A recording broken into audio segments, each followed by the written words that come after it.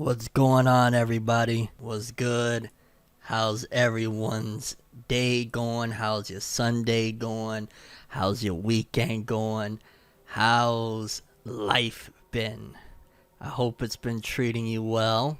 I hope you've been living your best life, or at the very least, if you're not, you're on your way there. Yeah, I know a lot of people are like, yo, what's been going on, bro? Because aside from for Never News, which I did take a week off, and I gotta load these headphones. I got because my music side of things I have to hear from my headphones, so it has me bugging out right now. Now actually I'm missing it. Hold on, let me bring it back up. Hold on. Let me just a little bit, not too much on the voice in the ear for me. Um, but yeah, I've been doing a lot. And at the same time, I know my presence has been very scarce. Again, aside from For Never News, which I dropped that this Saturday, I wanted to make sure to get back on that. I took a week off from For Never News, really between spending time with my kids, because where I'm at, back to school starts a little bit earlier for a couple of my kids. A few of my kids still ain't start. They start this week. So I kind of really just wanted to, you know what? I've dedicated too much of my life to not putting it into the right pockets, I guess you would say. So I was like, it's time that, I focus on the things that matter the most to me. And the reason why I've, broke my, I don't want to say broke my back, but put myself out there for all these years is so my kids, can have and stuff like that. And just in general to be around them. So I took that week off. And then on top of that, I didn't do a stream. I've been going heavy on the streams. I didn't do any streams last week either. And yeah, I ain't gonna lie, it feels a little, I feel a little different coming back, because once you step away from this thing, I know maybe a lot of you, you've never really jumped into streaming, or you've never taken it serious, or content creation in general. Maybe you've never made videos or stuff like that. But the more you step away from this stuff, the more foreign it feels for you. Mind you, this is coming from somebody that for 13 years, I've been in various rooms talking to essentially myself with, a piece of machinery in front of me known as a camera or a webcam. But for the most part, I've been, which some might say, yo, isn't that kind of wild how many crazy people there are in the world that they're just talking to machines by themselves? But that's a different story altogether. And obviously streaming is different. Being live with you guys is a hell of a different experience. But yeah, I feel good that I've stepped back. I gave a lot of y'all forewarning that this was to come as I continue to venture on into other endeavors as well, because not only being with my kids is a massive important thing to me, also my goals and my dreams. Y'all know the rise of Tim Roosevelt, something I've been pushing extremely heavy. In case you don't know, it's out right now. You can stream it. If you subscribe right here, you get a free copy. I send it out to you, all that good stuff. But I've been working extra hard because, I guess, little spoilers. There will be a deluxe edition of the album.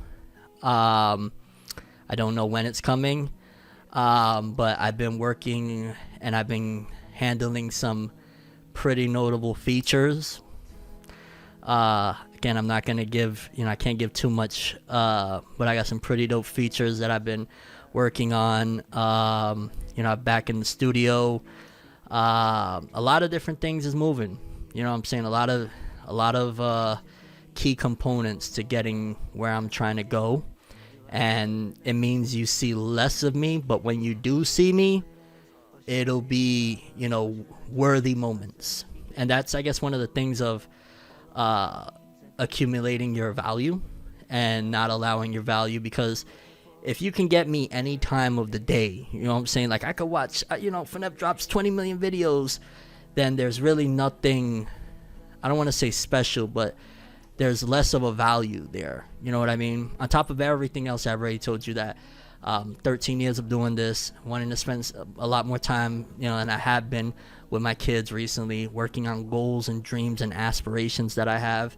It requires sacrifices. You know what I'm saying? Like, I could easily have been whipping it up, dropping 2-3 videos a day when the Black Clover video or when the Black Clover news dropped. I could have had that video out within minutes. Oh my God, Black Clover got canceled out of Shonen Jump. What the hell? But those are the sacrifices that you have to make in order to achieve what you want.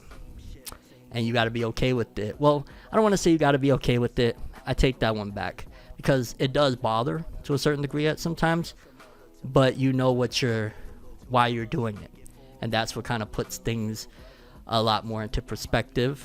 And it really just helps you to get on that mindset that you need to be. I encourage everybody that is really serious about chasing something, whatever it may be of your goals. You want to be a cook, you want to be whatever, go for it.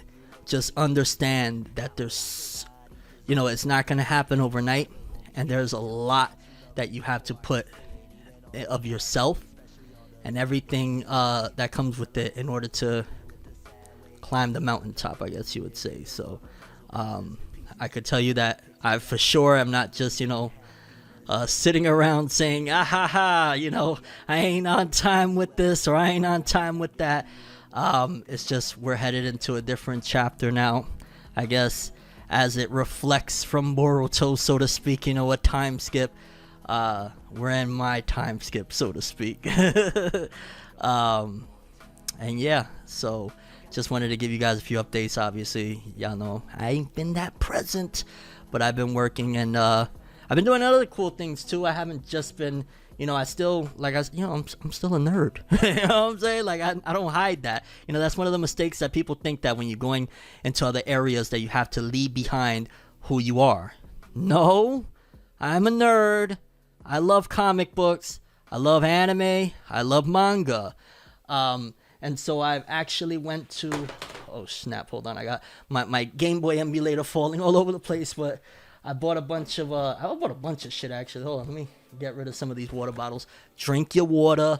Highly encourage it. We don't do soda. We don't do none of that. We do water over here, baby. Let's see. Oh, so I bought these two. I figured we could open them on stream. Give a little bit of nerdiness. We could do some pack opening of some One Piece cards. I found these. So we can open these on stream. I recently purchased this, which I haven't bought a figure of anime or anything in a while, but I was like, yo, it's that Naruto time, the whatever anniversary specials that we're about to have and stuff like that, and I've been wanting a Naruto figure, so I bought it. Again, I don't really buy shit when it comes to anime figures, but I really wanted this one because it's Naruto. It's, it's the OG at this point, which is crazy to call Naruto an OG. I still feel like sometimes he's a new kid on the block and like, yo, it's Dragon Ball, what happened? So I bought a couple of those things, but aside from that, I've actually been on another tip. I'm trying to make my way. I just got so much shit on my desk. Holy flip. We gonna grab it? Hold on, that's what she said. No. Okay, I think I got it. There we freaking go. Because I bought a bunch of comic books, so let's see. Starting off, I haven't read this one, but this is Static Shock Season 2, I believe, and like or Issue 5. I haven't read it yet because I gotta read issues 1 through 4, but this is Season 2. We're gonna see, because I bought some more Static here, but this is a shout out to my guy Nicholas Draper Ivy, a dope friend of mine. Yeah, he's just incredible. So this is one thing I got to support my guy, and because I love Static. Oh snap. Another thing of Static, I don't think this is by my guy Nicholas, but yeah, it's not by Nicholas, but it was a team up, Static Anansi. And if you guys remember, if you watched the Static Shock cartoons, there was like a crossover with like this, I guess it was like Zoro type of thing, and not Zoro from One Piece, like, the masked guy Zoro, except he was like straight up, black character. Shout outs to that. And yeah, so they did like some sort of crossover issue. I haven't read this one, but more Static. I love Static Shock. In case you don't know, I love Static in general. I picked this up. I know y'all gotta rock with this one. Spider-Man Miles Morales. I ain't gonna lie, it's just something of an appreciation, a deep appreciation I have after being a manga reader for so many years, to see color on my comic book pages, especially the level that they're doing it in Western comics. Like, maybe the writing, from what people have been saying for like Western comics, like the writing isn't as good as manga. And we'll get into that as well, because I've read some really awesome stuff here. But you can't deny that it is beautiful to see some of this stuff. Like, some of this art is really freaking gorgeous. So yeah, I got Spider-Man Miles Morales. Don't sleep on at the very least, art, because, you know, comics, storytelling of, you know, manga, comics, and things of that nature, they are both art and story. It's not just story, which, don't get me wrong, I am also on board on prioritizing story over art. I've always said that. Like, you know what I'm saying? Like, the One Punch Man original webcomic, I love that so much, despite the fact that some might argue, yo, that art, what is that? That's worse than Tagashi on his worst days. But story is awesome. Now, this is something that I have read, and I picked these up on a whim. This is called Sirens of the City. And just keep it real, look how freaking epic the art is on these bad boys, dog. Look at this. And then when I read the story, I was even more shocked, because literally I just picked it up because I saw this cover and I was like, yo, this looks so hype, so fire. I gotta buy this. I gotta support this. I want to read this. And I read it. It's by, I think, Boom Studios are the people that handle this. And I'm not even gonna lie, the story shocked the shit out of me, because it starts off, and let me cook before people are like, what the hell are you reading, dude?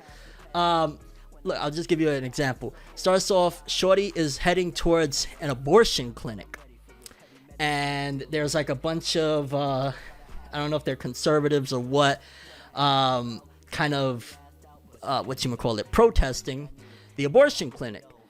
And that's not the premise of the story. Relax, let me cook. I said, let me cook. And so when Shorty's trying to get in there, some like big kind of like truck driver looking dude gets in her face and says, I'm gonna pray for you for killing that baby, or getting ready to, something like that. And she says, I hope you get hit by a bus. And in Code Geass type fashion, homie jumps in front of a bus. And it gets way crazier as the story continues. And then I know 100% it was fate. And I'm going to show you guys something, right? Mind you, I picked this up 100% on a pure whim, right? I want to hear some really wild stuff. Everybody thinks that life is just what it is. You know what I'm saying? I picked this up. And then as I'm going through the comic, dog, I was baffled. I was like, what the hell? Because there's a character in here. Hold on, let me find homie. Which, this comic is just so gas, bro. I ain't gonna lie. Tell me, yo, who this kind of look like, bro? Who this kind of look like right here? You dig? Just put a bandana around my neck. You feel me? So it was 100% destined for me to pick this up. You know what I'm saying? It's kind of like, yo, simulation's glitching a little too heavy. What the hell? And there was just so much more in there that just bugged out. But story is awesome.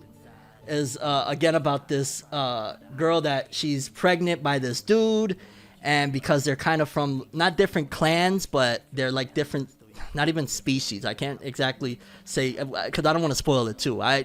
Above all, you should check it out if you want some interesting and different type of storytelling. Like, where do you get black girl going, you know, a comic or a manga starting with black girl going to an abortion clinic, dudes is getting in her way, the abortion doesn't happen, a lot of other crazy insanity with powers, Geass type shit going down, crazy stuff, you know what I'm saying? I don't feel like it's agenda driven either, because I know some people are like, it's woke, oh my god, it's pushing ideologies. It's just telling really dope stories, and maybe you might identify with them, maybe you might not. But yeah, so I read this one. I ain't gonna lie, I read both issues. I read the first issue and I was like, I gotta read the second one. And it was just kind of crazy. I think it takes place in New York, if I'm not mistaken, in the 80s. Because you see homie right here, that's the dude that got her pregnant. That's her. And then that's some like underworld gang boss man type of deal. It's in black and white, but it's crazy. Again, look, yo. Hold up. Let me see. Let me get the page right here. Hold on. Shit's crazy, bro.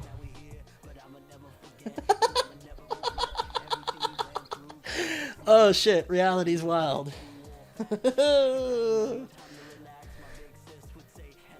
By the way, I am just showing comics and just showing the resemblance of characters to me for anybody that may be watching. I am just a comic book musician. Okay, so then boom. Great stuff. Sirens of the City? Sirens of the City. Check it out. And then next up, from my guy Nicholas Draper Ivy, as well as I believe, because it's from Milestone Comics, don't get it twisted, but my guy Nicholas Draper Ivy, Vita Ayala, Reginald Hudlin, Chris Cross, and Denise Cohen. Season 1 of Static, the new revival of the comics. Homie said the volume's low. Is the volume low? Hold on, let me... Shit, I got the volume maxed up. Hold on. Okay, I got you. One sec. Is that better? That's probably better, right? There we go. We better now? We good? We groovy? My fault. Okay, boom. So I got Static Season 1, and I read the entire thing. Dog, again, this is refreshing as hell coming from the manga and anime dude. You know what I'm saying? Refreshing as hell. So basically, this version of Static, it's kind of taking place during like the BLM protests and the riots and all that stuff that transpired during that time period. And basically, that's how the Big Bang or the not big. Do they call it? No, the Bang Baby incident happens essentially, which is basically just an updated version of the original Static Shock. Was like they got their powers from an accident that happened during the Rodney King riots, if I'm not mistaken. So for again, people saying, "Oh, why are they putting this stuff in the comics? It used to not be like that." Literally, the original Static Shock was during the Rodney King riots. This is just updated to what happened in 2020. That, like, I don't know what to tell you. Like, if you don't remember Static Shock, that's what it was. It was always that, whatever you want to call it, woke or political, whatever you decide to label it as. It's been that way. Don't know what to tell you, homie. But the cool thing about this one, let's see, for starters, Static's mom is still alive in this one. They changed that. So he has his full family, which is really dope to see. The full black family intact. I love it. A lot of stories, you know, they either have single mom or the single dad. Really dope to see that they have a beautiful demonstration of, yes, there are many families, people of color, that have both parents and their sibling and all that good stuff. You know what I'm saying? They change up, I guess, the look or whatnot. Shout out to, again, my guy, Nicholas Draper Ivy. He did his thing. And the story, for the most part, is kind of Virgil dealing with his issues of being static while his whole family knows. This isn't like Static Shock where his father doesn't learn about him being static until like the last few episodes. His father and his mother and his sister, everybody, for the most part, not everybody, but his family knows that he's static from RIP. So that's really, really, a departure. Richie is in it, but aside from calling himself Yellow Gear, he's not Gear yet. He doesn't have the powers of that. Also, something really, really cool that I love that they're doing from the beginning, so you could tell that they're very ambitious on keeping this going for a long time. They have already started to establish a crossover, or basically a world building for the other Milestone titles to exist in one big universe. And what I mean by that is, in some of the earlier issues, they literally have Icon and Rocket. Those are other Milestone characters in there. They're like superheroes, and they're like, yo, this kid from Dakota is copying us, what the heck? And they're like building basically the Milestone verse, so that way it could eventually one day be like, you know how you have the Justice League and you have all of these crossovers. They have begun from the inception with the idea, we're going to have a whole universe of black characters. And that's just sick. I ain't gonna lie. I love it. I love that they're forward thinking with it. And the art is phenomenal. I'm not even gonna lie. Just phenomenal stuff. I can't stress how really, really dope my guy Nicholas did his thing. Shit is sick. And yeah, I highly recommend you check it out if you want. Oh god, look at this, bro. Look at this. Look at the art on this bad boy. You know what I'm saying? Look at this. Freaking awesome stuff, and I can't wait because I read the whole thing. I can't wait to start off or start up season 2 because this was fire. And then the only other thing that I got was I picked up Nightwing Leaping into the Light. Look at that. That kind of reminds me of like that Naruto drawing with all the versions of Naruto. I haven't read this one yet, but I'm really excited about it. Really looking forward to it. And yeah, I've been, questing off into other endeavors as of recent. My guy, my brother, Max Powers in the building. What's good, homie? Yeah, we just talking a little right now of comic book stuff because I've been, again, venturing off. I ain't gonna lie.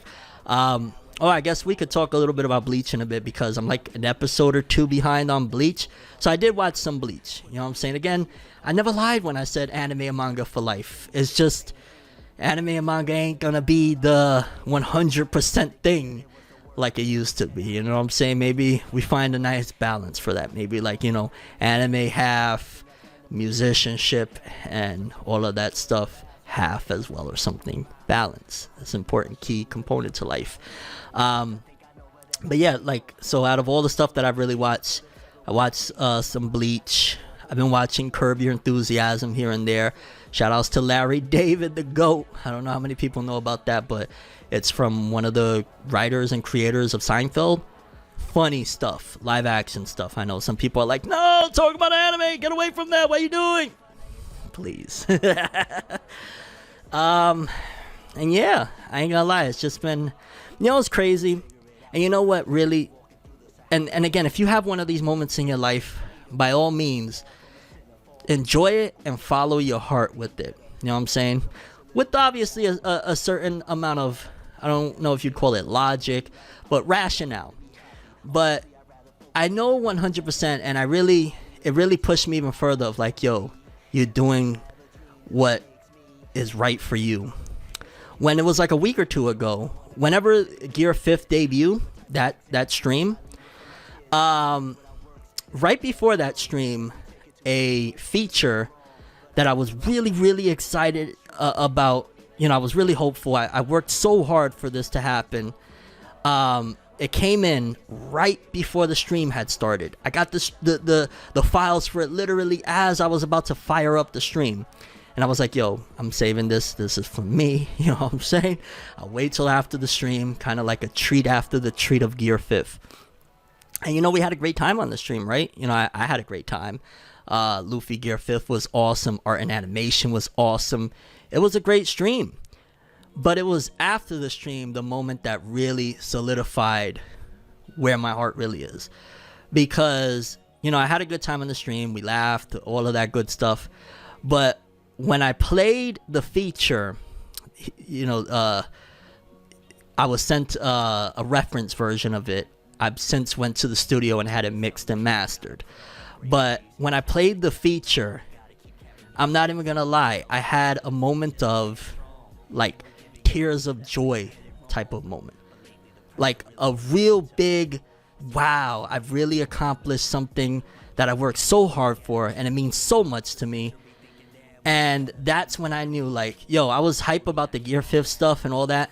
I'm literally with tears of joy replaying this feature over and over again, going nuts. Just keeping it to myself because that's something else that I urge people to absorb. You don't have to, whatever you're working on, you don't have to share that with everybody. What I mean by that is, if you're working on a comic, if you're working on a recipe, if you're working on a game design, whatever you're doing, you don't always have to go and look for approval or share it with even the people around you. And by no means am I saying that, yo, forget your family, forget your friends. But sometimes their influence, because again, they can't see what you see. They don't have the vision that you have for yourself. So their opinions are going to be based off of their lens. And it might steer you in ways, and it might even just in general give you a little bit of, I don't know, bad vibes, bad energy, whatever you want to call it. Maybe you believe in it might jinx me. So sometimes when you get that good news, like again me getting this feature and that I worked so hard for and I'm so honored and privileged to have, I just really kept it to myself for the most part. It wasn't until recently that I was kind of just having a moment after I got it mixed and mastered and a couple of people heard me playing it and I was like, oh yeah, I got a feature from that person. Yeah. And again, I got a few other, God willing, everything goes according to what I hope. I got a few more big features or special features incoming, and I'm really excited because I got a lot of things in the tuck. I can't again divulge too much because not only of course on the music side of things, again I'm very open with it. I'm a nerd. Got a lot of comic stuff. Shout outs to my brother Max Powers in the building. Blackfire Entertainment, in case you don't know, we cooking up. We got a lot of stuff coming. And the Rise of Tim Roosevelt, as I told you guys, is a deluxe coming.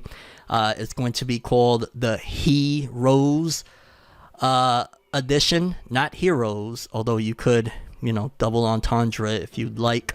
But if it's called The Rise of Tim Roosevelt, this is he rose. He's risen. Get it? Also, Tim Roosevelt, he rose. A lot of plays on words and whatnot. That is on the way. That is on the way. And yes, Blackfire Entertainment, it's a coming. We've been working hard. I just got so many different things that I'm doing, and that's another thing that I urge. If you are a content creator, because I know some of my fellow content creators watch me. Shout outs to whoever does. It's very important that, especially if you got the flame right now, take it from me.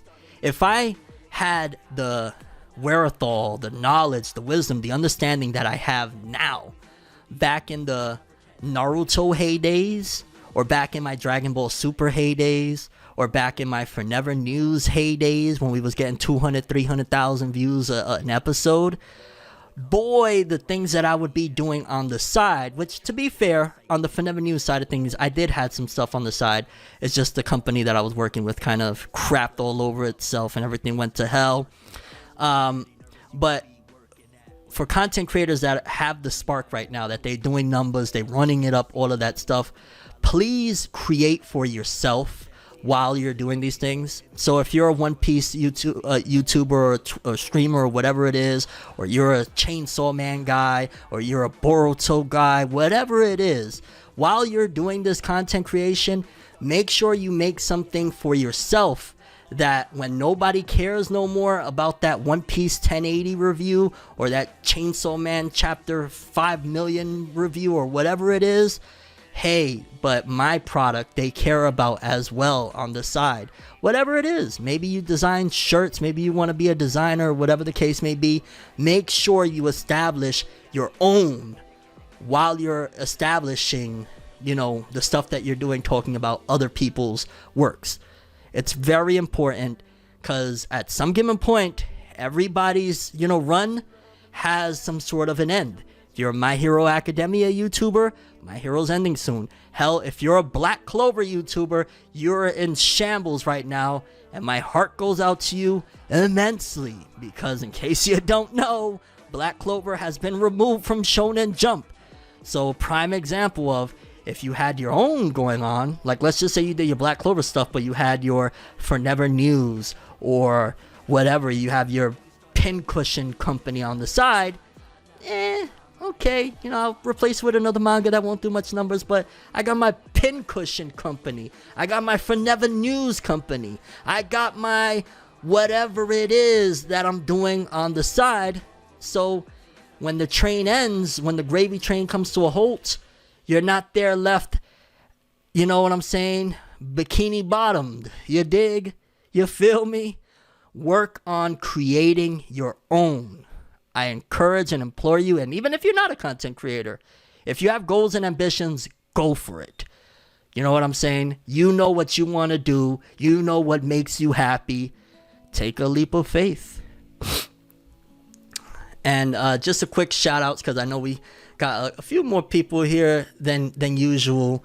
But just shout outs to everybody. Like I said, my brother Max Powers in the building. Lord Agent M was good. Kayla the Goat, I've seen you. Anime Lover was good. We got a lot of people up in the building. Since I mentioned it, Bleach. For the most part, it's been alright. I ain't gonna lie, I was a little bit bummed at the Komamura fight, because that's one of my favorite things in all of Bleach, being honest. And I felt like the anime kind of sped through it a bit. And I'm like, yo, it still kind of hit. If I'm being honest, it did kind of hit still.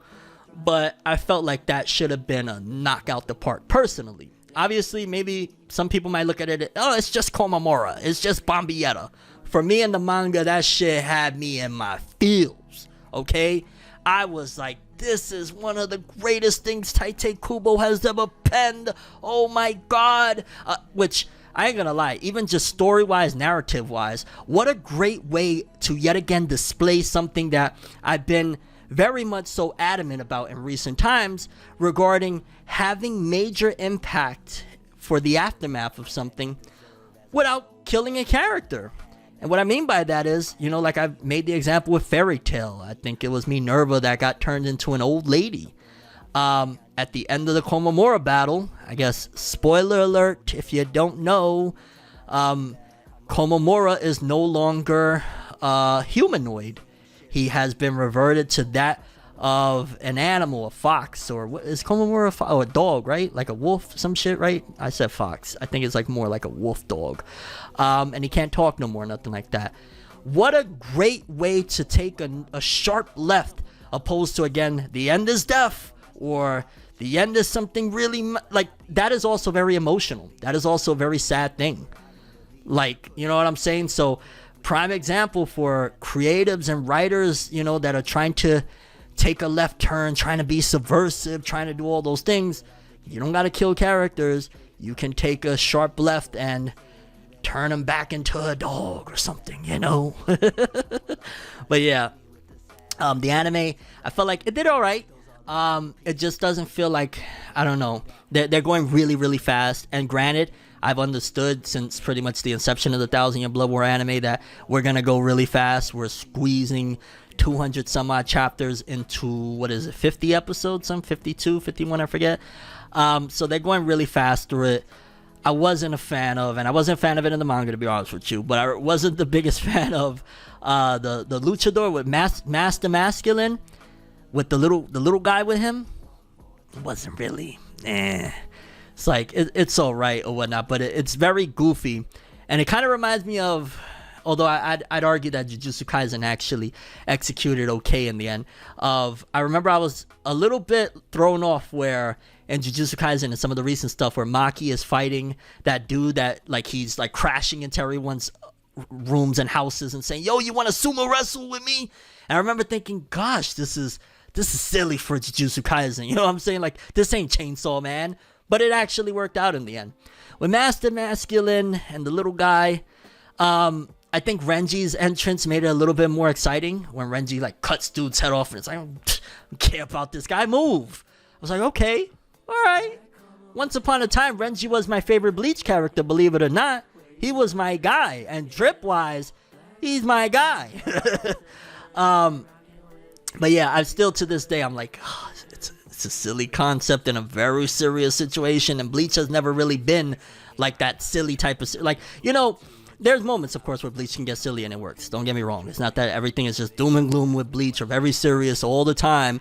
But like with Naruto, sometimes it's like, yo, but he's a knuckleheaded ninja. That's been the foundation. Dude is gonna do sexy jutsu in the most inappropriate times. And even then, I've criticized Naruto, like in the middle of the war, doing sexy jutsu. Like, what? But nevertheless, it kind of works. One Piece, it pretty much always works because One Piece is just a wacky adventure. Shoutouts to One Piece. With Bleach, I don't know if it's because I expect a certain level of realism with Bleach because that's the setting and the atmosphere and the level of world building and storytelling that Tite Kubo provides. And that's not a slight to him. That's saying that, yo, he really grounds it to reality despite the fantastical elements that you get of motherfuckers being Soul Reapers swinging through the sky and slicing and slashing and all that stuff. He still provides a level of realism. So when it goes goes into a luchador drop kicking dudes, and I'm like, where did we go? You know what I'm saying? What happened here?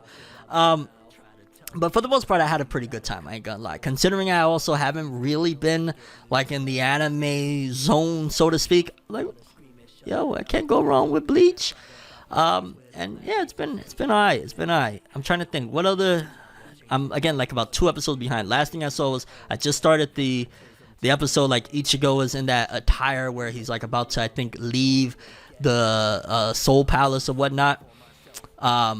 Yeah, I think it was Master Masculine stuff where he was fighting Kensei and them and Renji. And then before that was Komamura. Was anything? I think, did I get to the... No. Because I know as not stuff is coming up. I've seen people, throwing stuff around, which, and we're going to get to Boruto eventually. Don't worry, guys. This is the Boruto stream. It's just that there's a lot of stuff to cover considering I didn't stream last week and there's a lot of things I want to talk about. But I know a lot of y'all can agree with me. A lot of y'all can agree with me on this. Because the way the internet is programmed at this point, with algorithms being in every single crevice of the internet, from your phone, just the phone itself, Facebook, Instagram, Twitter, YouTube, everything. The algorithms are so deeply embedded with the stuff that you love that when stuff comes out for the stuff that you love, you can't escape it. Now, mind you, I'm still, for the most part, spoiler free on the Boruto chapter, but there was a couple of things that literally it was out of my control. Because not only did I take measures a little bit more extreme than I normally would to be spoiler free, which includes I deleted Twitter off my phone. I literally would only hop on Twitter to retweet something and then dip. What else? I did a couple of different things, but mainly the one I deleted Twitter off my phone because that's the one that I kind of use the most, I guess you would say. But dog, I hop on Instagram. Wham! Here's a picture here, which we already knew the designs for the most part of Boruto and Sarada, so it wasn't really a spoiler. They leaked Sarada's design a couple weeks back, and they showed the cover of V-Jump with Boruto on it about a week ago, so it wasn't a spoiler to see those character designs. So that's something that was spoiled to me, I guess. I saw panels, or a panel here and a panel there of Sarada and timeskip Boruto, which again wasn't spoiled because I already knew. I guess I was already spoiled, so to speak, with the advertisements. But I did get spoiled on one thing that I had opened up Instagram and Facebook, I think, did it too. And literally the first post was, and for people that haven't read the chapter, they want to read it with me. I'm not going to tell you what it is. I'll just say there's a certain status of a certain thing in Konoha. Yeah, I kind of got spoiled on that. But again, I'll tell you guys after we read it here in a bit of what it was that I got spoiled of. But aside from that, I don't know what happens in the chapter. I don't know really who's all involved in the chapter. I don't know nothing else. Like, I just know one pretty significant spoiler that I'm bummed that I got spoiled, but I tried, okay? I tried so hard. My brother Max Powers really, like, he put it in my mind, like, yo, come on, you could do it. And I tried, but even down to people messaging me on Instagram, which shout outs to dude, he ain't know any better. People are excited. I'm not gonna get mad at you for being excited about the dude that always posts the spoilers. Not talking about the spoilers, but like I went to check a message on Instagram. Every now and then I like to see, yo, what's going on? People messaging me. Let me check a few, whatnot. And the thing, hey bro, did you see the spoilers? Blah blah blah. I heard that blah blah blah. And I'm like, oh, literally the only way to beat spoilers on these chapters and whatnot is you have to get rid of all social media and basically stay off your phone, which is also a challenge because, mind you, I told you guys I'm doing a bunch of other things. I gotta contact people. I have to, it's a little bit of a tricky situation, but I tried my best, and yeah, I did get spoiled on one thing, so not too bad considering I'm imagining, I don't even know how many pages the chapter is. Is it 40, 50, 60? How many pages did it end up being? I don't even know that. So I'm pretty good on not being spoiled on that. Let's see here, what else? Just quickly, I wanted to caution and urge people that shout outs if you want, and if you're one of those people, because I never like to discourage showing support to the quote-unquote little guy, right? I never like to discourage it because it's a beautiful thing. There's so many talented people out there that get overlooked, that even if they get one customer, it brightens their day. You make their day. It just really makes them feel great about themselves. So I never like to discourage, like, yo, don't support. But I do want to caution you that to move with caution when you're supporting certain, or not just certain, when you're just gonna support a small-time creator, vet the creator, make sure they check out very well, there's no funny business around, and even then sometimes you can still get, it is what it is, because I've had an issue which I'm not going to dive into. I'm not going to give specifics because it's just not I'm not even going to say anything after that, other than where I had an order that I placed a long time ago, and I've been trying to, because I never got nothing from the order, and it was a significant order. It was a few $100s, which that's a significant amount of money, not 200 or 300 either. You know what I'm saying? And I never got nothing from it, and so I have reached out to said company, and I was like, yo, can I get a refund? I kind of don't even need the product anymore. I love what you've done, blah, blah, blah, but can I get my refund? Sure, got you your refund. It's coming soon, don't worry. We're 2 months and some change removed from the time I was told I would get a refund, and we're over a year removed from me placing this order, and I still got nothing. I have no money back from it, and I ain't gonna lie, I'm pretty upset about it. I'm not going to take it out on other creatives and not support indies or not support up-and-comers or anything like that. But I'm going to be a little bit more cautious about and vet a little more before I just jump out and, oh, yeah, let me support this person, let me support that person. Because that's not cool. You know what I'm saying? That's not cool. That is money that could be used for certain projects. That's money that could be used for my kids. It's my money at the end of the day. You know what I'm saying? And so the fact that I'm continuously getting ducking and dodging answers, but said company is seemingly doing pretty good, constantly posting about the amount of money they made from this avenue and that avenue. It's even more of a slap in the face to me. I mean, wouldn't you agree if somebody is saying, hey, I can't pay you because of X, Y, and Z right now, but don't worry, you're gonna get your money? And then 5 minutes later you look and they're like, yeah, just made a couple grand right now. You would be a little bit, you know what I'm saying? Like, yo, thank God for my character development, though, right? Because me a long time ago, I would have been, ah! Now I'm just kind of like, oh, man. Yo, my guy Nero Mega Man 757 in the building. Shout outs to the Black Clover King. I feel your pain, homie.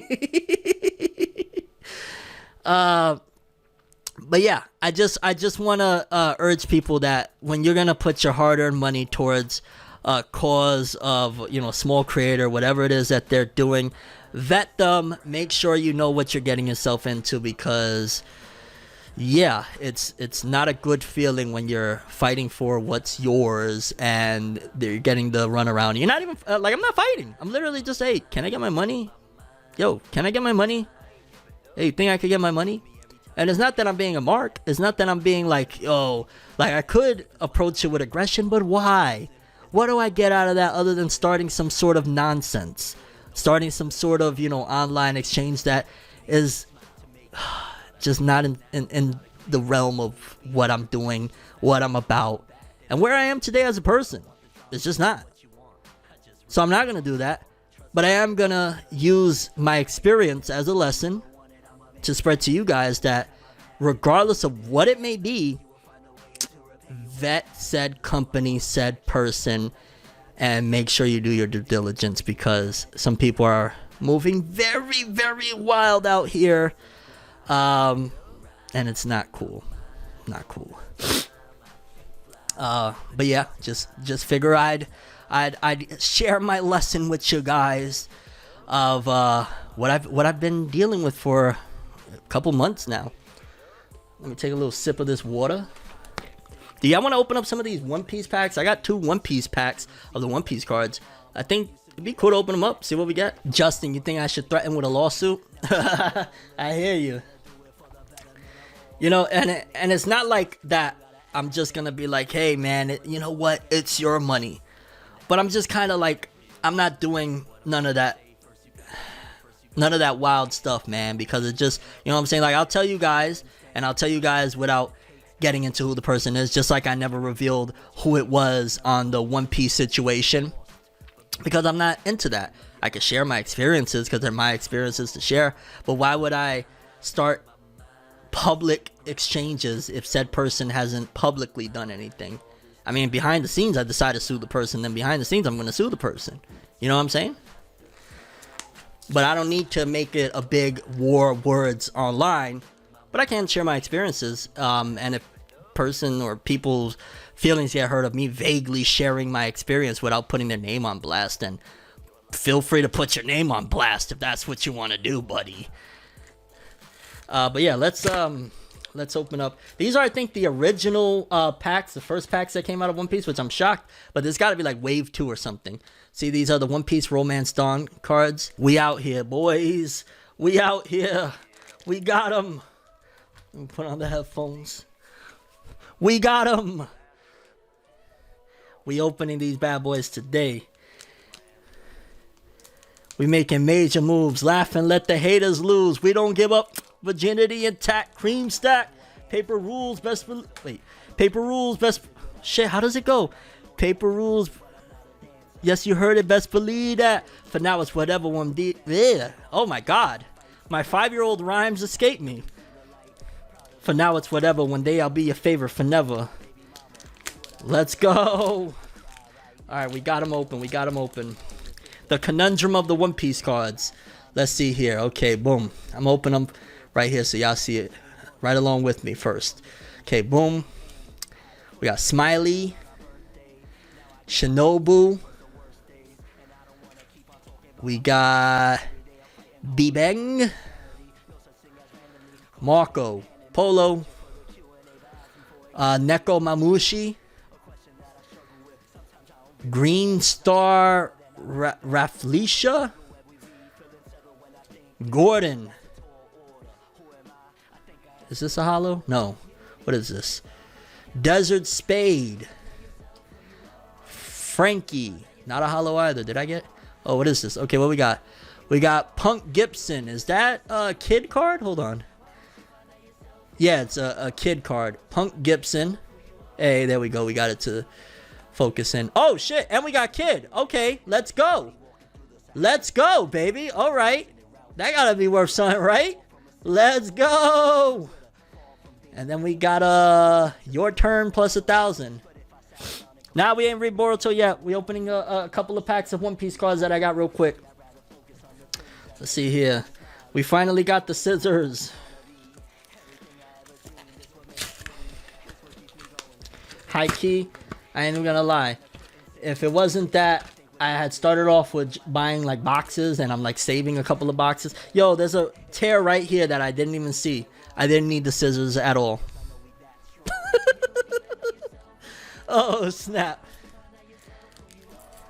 Alrighty. We didn't need the scissors to begin with, boys. We overdid it. Hey, shout outs to Nero Mega Man gifting subs. Appreciate you, big dog. Thank you, dog, for real. Alright. Let's see what we get here. We got Kid. Let's see if we can get like Law or something. That'd be dope. Nice combo, Kid and Law. Especially with what's going on in the anime right now. Okay, we got Kurozumi Higarashi, Shinobu, Caribou, Krieg, Marco, Penguin. Is Penguin? What else? Okay, why not? Penguin, Crescent Cutlass, Elephants, what the hell it says? Elephants Marchu? Why not? Paradise Waterfall, Jinbei, Red Hawk. Okay, let's go. We got Gum Fire Fist Pistol Red Hawk. Let's go. And Nami Hollow. Okay, we got Nami and Kid. Let's go. I'm gonna put these bad boys in sleeves. Yo, high key, I ain't gonna lie. Because of my bro H, shout outs to Hazm if you're in here. Whatchamacallit? I've been really thinking about getting more Naruto cards. Because I went through, I think it was like my Storm Generations or some shit like that. And I realized that I had some Naruto cards in there from like years ago. So I was like, yo, this is fire. So I've been thinking about buying like Naruto cards. I know they're not like as sought after or as popular as the other stuff, but I mean, I don't know. I don't buy cards because they're like popular. You know what I'm saying? I buy them because they're cool. And you know, if they have value, that's dope too. Don't get me wrong. I'm not like, oh, I don't need the value. Like, shout outs to the value that they come with. But yeah, I've been thinking about, I ain't gonna lie, buying some Naruto cards. That would be kind of fire. Like, maybe I'll open up some on stream from time to time. Okay, boom. So with that being said, hour 1 is pretty much down. Where do we want to go? Do we want to... we're definitely not going to be able to do this entire list. We did some Bleach talk, so let me cross that out. Let me cross some of the stuff out that we did. We did Bleach talk. Sheesh, that's pretty much from... And my cautionary tale, we did that. Some people are saying save Boruto for last. I don't know if that should be the move, because we got Boruto, we got the last Black Clover chapter until who knows when, because again, Black Clover has been removed from Weekly Shonen Jump, so we could do that because that's a big deal. We got My Hero Academia, latest chapter. We got One Piece, and we got Watch One Piece, the latest 2 episodes. I don't know if we're gonna be able to get to that because there's a lot. Chainsaw Man, I don't know if I really want to talk about Chainsaw Man tonight. There's a new manga that was kind of interesting. I probably would prefer to read more and talk about it down the road. It's, what is it, Strawberry something? I just wrote Strawberry, but yeah, the first chapter was nuts. And then, of course, there's Boruto. What do y'all think? Which way should I go? Should I go with, I didn't write JJK down? Oh, shit, I didn't write, and we have Jujutsu Kaisen. Holy shit. I didn't write Jujutsu Kaisen. Because last night when I was looking at my app and I was writing down notes for the stream for today, like what to talk about, it didn't show me that there was Jujutsu Kaisen coming today, so I assumed there wasn't. But yeah, there's Jujutsu Kaisen as well. For Max tears my head off. What are you doing? Where I want to go with it? Do we do Boruto? Do we do Chainsaw Man chapters is meh. Without Asa and Nayuta, Denji is going back to his old self. I hear ya. Denji is doing regress character development. So let's see. Black Clover being moved to Jump Giga. Yeah. Boruto. Yo, shout outs to Kai Mel Robinson. He just said Boruto for his first time chatting. He's like, yo, my first time, I'm gonna vote. We got Jujutsu Kaisen, Boruto. And while you guys vote, in case you don't know, I got an album out right now, The Rise of Tim Roosevelt. If you subscribe right now to my Twitch, you get a signed copy.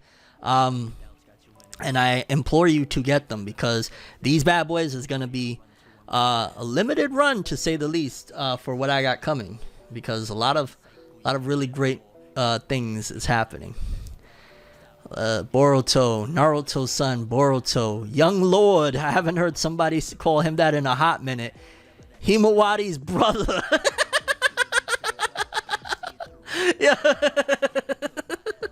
Hinata's son. Sasuke's student. Kawaki's rival. Kawaki's brother that he did dirty. Oh. I'm 10 minutes from home. Boruto Otsutsuki. Haven't read it yet. Okay, my bro is 10 minutes from home. I'll give it until 8:30 before... Well, let's not even... Okay, you know what? I ain't gonna lie. Just for me, I just want to do this for me. And if Max ain't back by then it is what it is. But I do want to do, because Black Clover is not being canceled, but it kind of feels like this is the end for Black Clover. I'm gonna keep it real with you.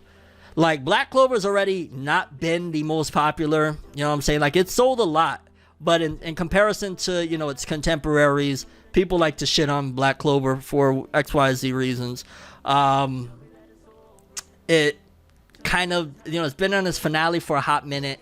never really picked up the fan base. Considering Shueisha has went on record saying that they wanted it to be the next Naruto, there's been a lot of flack for Black Clover.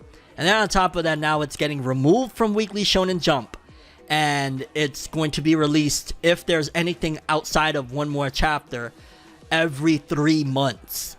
That there's literally going to be only 4 Black Clover chapters a year after this chapter right now.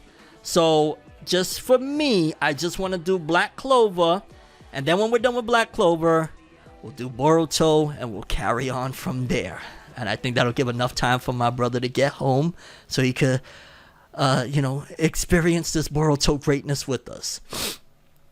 So cool beans. I know maybe some people aren't Black Clover readers in here. Just bear with me. Let me cook on this one, because it's kind of a sad farewell for me personally. I'm gonna be honest with you, because as my adventure in life continues on, you know what I mean? I don't know where I'm gonna be, what I'm gonna be doing within, in between each drop, and when each drop happens for Black Clover. I got to imagine there's not going to be no more than 3 to 4 more chapters if like it's heading to Jump Giga. Like, how long is Tabata really gonna, we're in the finale, and even in the announcement they were talking and hyping up like, yo, the Black Clover climax is here, this is the end. So unless they decide like Tabata's like, yo, I'm gonna just rush it all out with a big chapter for the next one in Jump Giga, we're probably going to have 3 to 4 more Black Clover chapters, I'm guessing, if not more, which is going to take a year for us to get. And I also want to say something else about it. I commend Tabata, right? Because word is circulating that the main reason why he's doing this is, his wife just came out of surgery. He's a family man. He has a daughter. He probably is not probably, it seems to be that the reason this is happening is he's prioritizing his family over his work. How can you not admire and respect somebody that is making that sort of level of sacrifice? You know that this had to have been his dream his entire life, to be, in Weekly Shonen Jump. He's been running this manga since 2015. You know what I'm saying? We're 8 years, going on 9 years of him being in Weekly Shonen Jump. This has been his dream. So for at the last hour for him to pull the plug and, Shonen Jump as well, and say, I'm going to Giga, and you're going to get it got to be a something heavy on his conscience. You feel me? So I got to commend Tabata on his sacrifice that he's making for his family. I know it must not be easy, but yeah, respect to the man. Hayao Miyazaki be like, family pass. Yo, to Hayao Miyazaki, the concept of family was a mistake.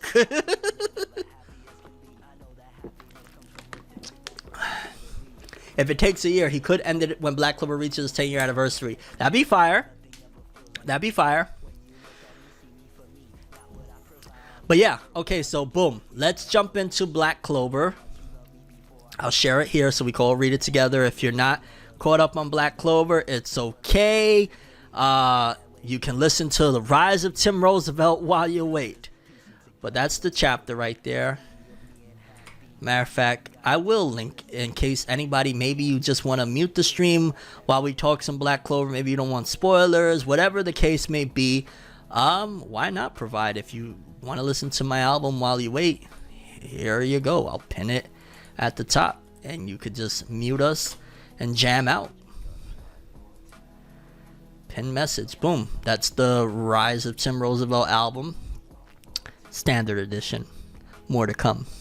How many years do you think Boruto time skip will end? I think it's gonna run close to as long as original Boruto, if I'm being honest. I think it's gonna run just as long, if not. I don't know. Sales wise, that first volume, that first Boruto time skip volume, Boruto 2 Blue Vortex Volume 1, is going to be astronomical and critical of what happens with Boruto. If that volume comes swinging in with 100k sales or more, they're gonna be doing a lot. If it continues on with the sales of like 30-something thousand in 3 days or something, I don't know what they're gonna do with this. I'm gonna just be honest with you. So that first volume, that first week, is going to be so critical. And it really sucks that the way they set things up, and because of translations and the amount of time for release and all that, there's really not much we could do over here in the West, because even if a handful of us buy a few copies from Japan and import them, that's not really going to do a dent in it. You know what I'm saying? It would have to be that we bought thousands and thousands of copies over a few, probably 100 people, which I guess it could be done, but how many people really have that type of commitment? I mean, I know personally, as much as I love Boruto, if I'm going to have that type of commitment, it's going to be for something that is more closer to me in terms of like, oh, my homie has a comic out, let me buy a bunch of, you know, volumes, or hey, let me support this project of my guy doing this over here. You know what I'm saying? So I would have that type of dedication for that. I don't know if I do that for a multi-billion conglomerate. I just gotta be honest with you, and I love Boruto, I love Naruto, but you know, it is what it is. I ain't that committed now. You know what I'm saying?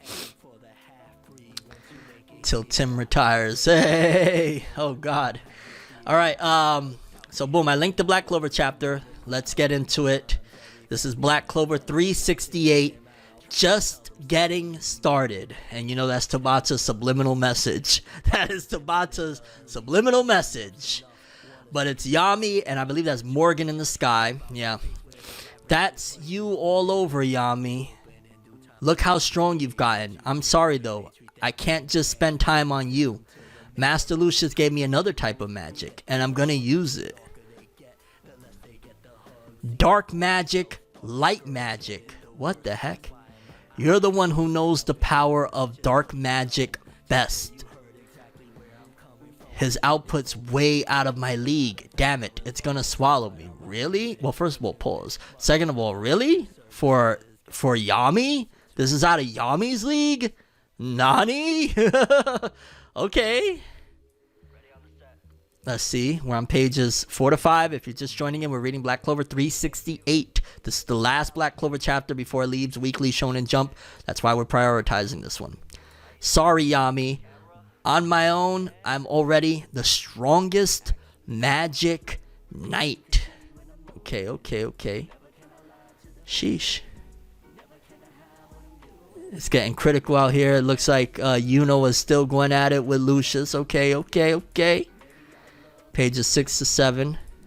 Yo, Tabata, even on the last chapter, he's like, I'm just going to go all action out and do what I want to do. So this chapter, we're flying through it.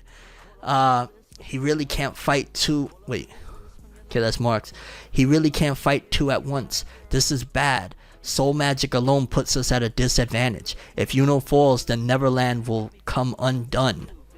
And we'll lose to Lucius's time magic. So a lot is riding on Yuno. I'm curious what Tabata's gonna... Yo, this is crazy, because I ain't gonna lie. I'm like, how is he gonna leave us? Like, is this gonna be the biggest cliffhanger? Like, what's about to happen? Remember, no chapter for... Like, the next chapter, I think, is the winter issue. So what would that be? Like, December, January? No chapter until then. And then after that, no chapter for another 3 months. Keep that in mind. Let us put an end to this world. It's not done yet. Okay, it's getting ham. What is that? Is that Henry? What's going on here? We're just getting started, dumbass. Oh, no. The Black Bulls. We're just getting started. I know that's, yo, 110%. That's Tabata speaking through his manga. You know, even during the adversity that he's facing right now of having to succumb to leaving Shonen Jump. And who knows, maybe also the editorial staff pushed this decision as well. He's still with just getting started. Oh my God. Oh, Yami knocked. What is her name again? Yachiru? Is it Yachiru? Oh my God. No, that's not Yachiru. What is her name again? Oh shit, I can't remember her name. Yami's little sister. God damn. Hey, what was that? Were you losing or something, Yuno? In your dreams. I'm the one. Homie's calling himself the one. He thinks he's Neo. Yuno.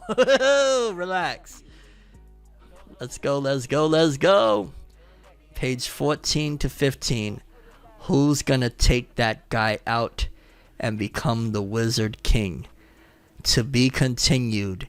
Info about future chapters on the next page. Let's read. Big changes with Black Clover to the readers. Thank you for your continued support of Black Clover.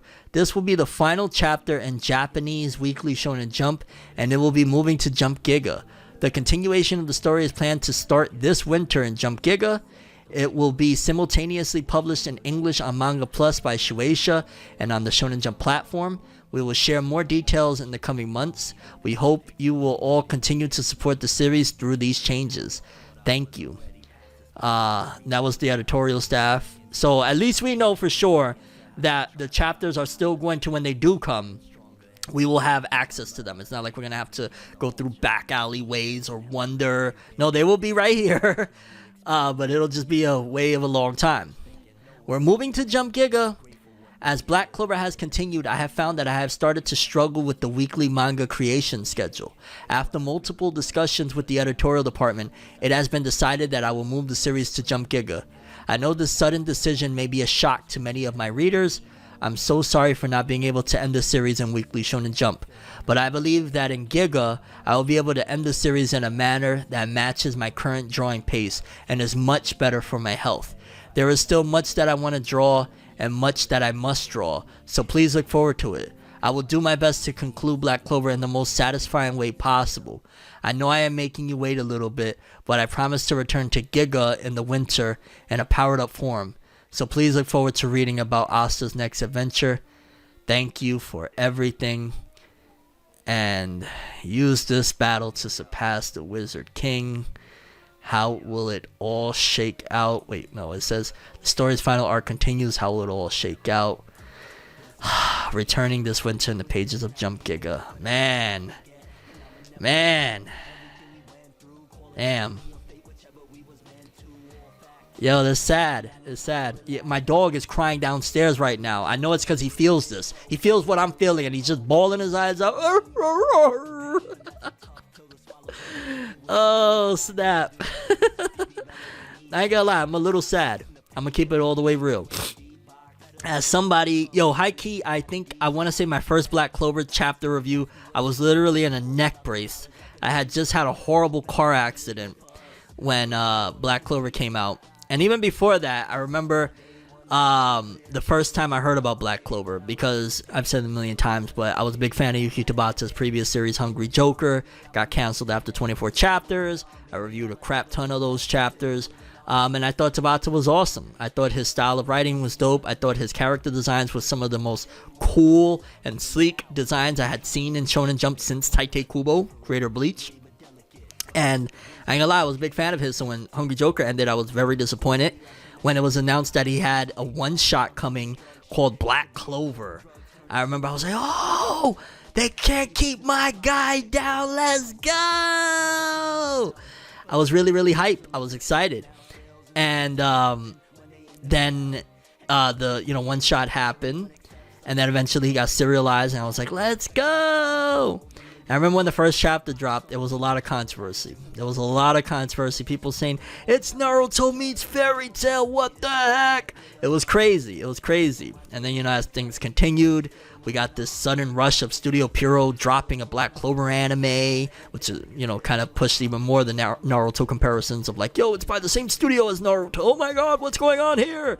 And, it's just been a wild ride, though. Like, from the beginning to where we're at right now, Tabata has taken the story in a lot of really cool ways. Yes, there's always been some similarities. I've personally grown to understand that 110%. Black Clover is one of the final love letters to the shonen genre that we all grew with. Because just take a look at your shonen manga. That whole concept of a boy with a dream to be the Hokage, with a dream to be the Pirate King, with a dream to be the Wizard King, is pretty much almost a done concept. It's almost a done idea. The boy with a dream really doesn't exist in story form. You could throw many different scenarios and arguments as to why. Maybe people got tired of the trope. Maybe, it's been done to death. Whatever the case may be. But that doesn't change the fact that it's pretty much non-existent at this point. Like, look at Jujutsu Kaisen. It has nothing to do with a boy with a dream. It's a boy trying to survive a living nightmare he's been tossed into.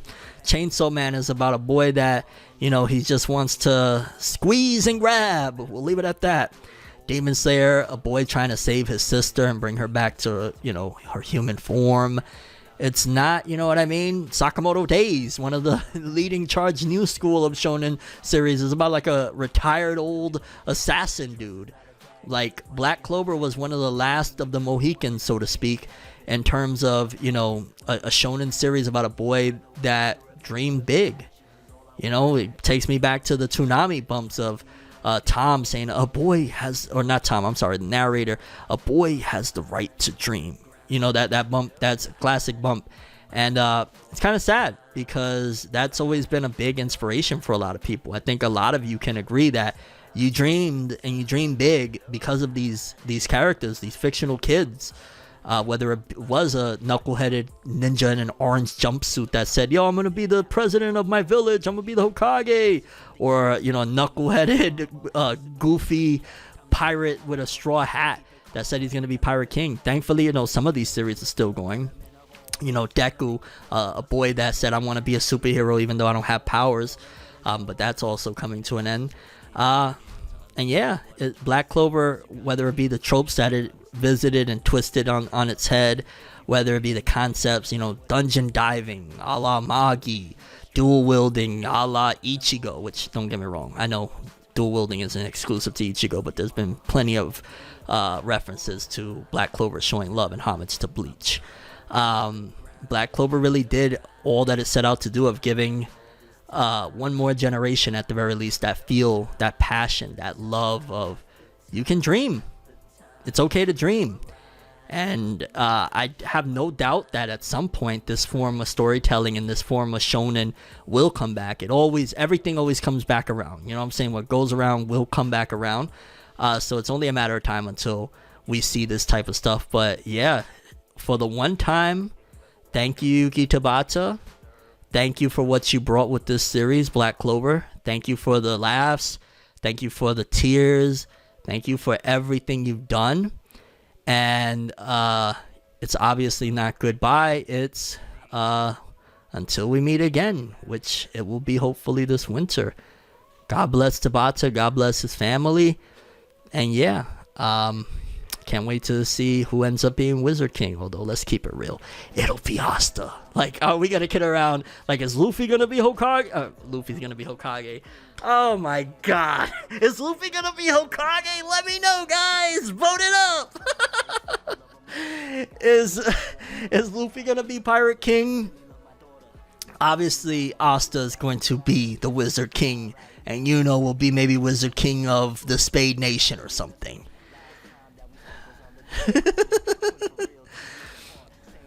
Naruto is the Pirate King and Luffy's the Hokage. These newer battle shonen coming out feel more story focused rather than character focused, and I don't know how I feel about that. I think Black Clover will be the last of its kind. Yeah. And it's a good and a bad. You know, it's a good and a bad. I think it's really dope to see a lot of these stories going in different directions, getting really story driven, getting really story heavy. But that was something that was special about our era.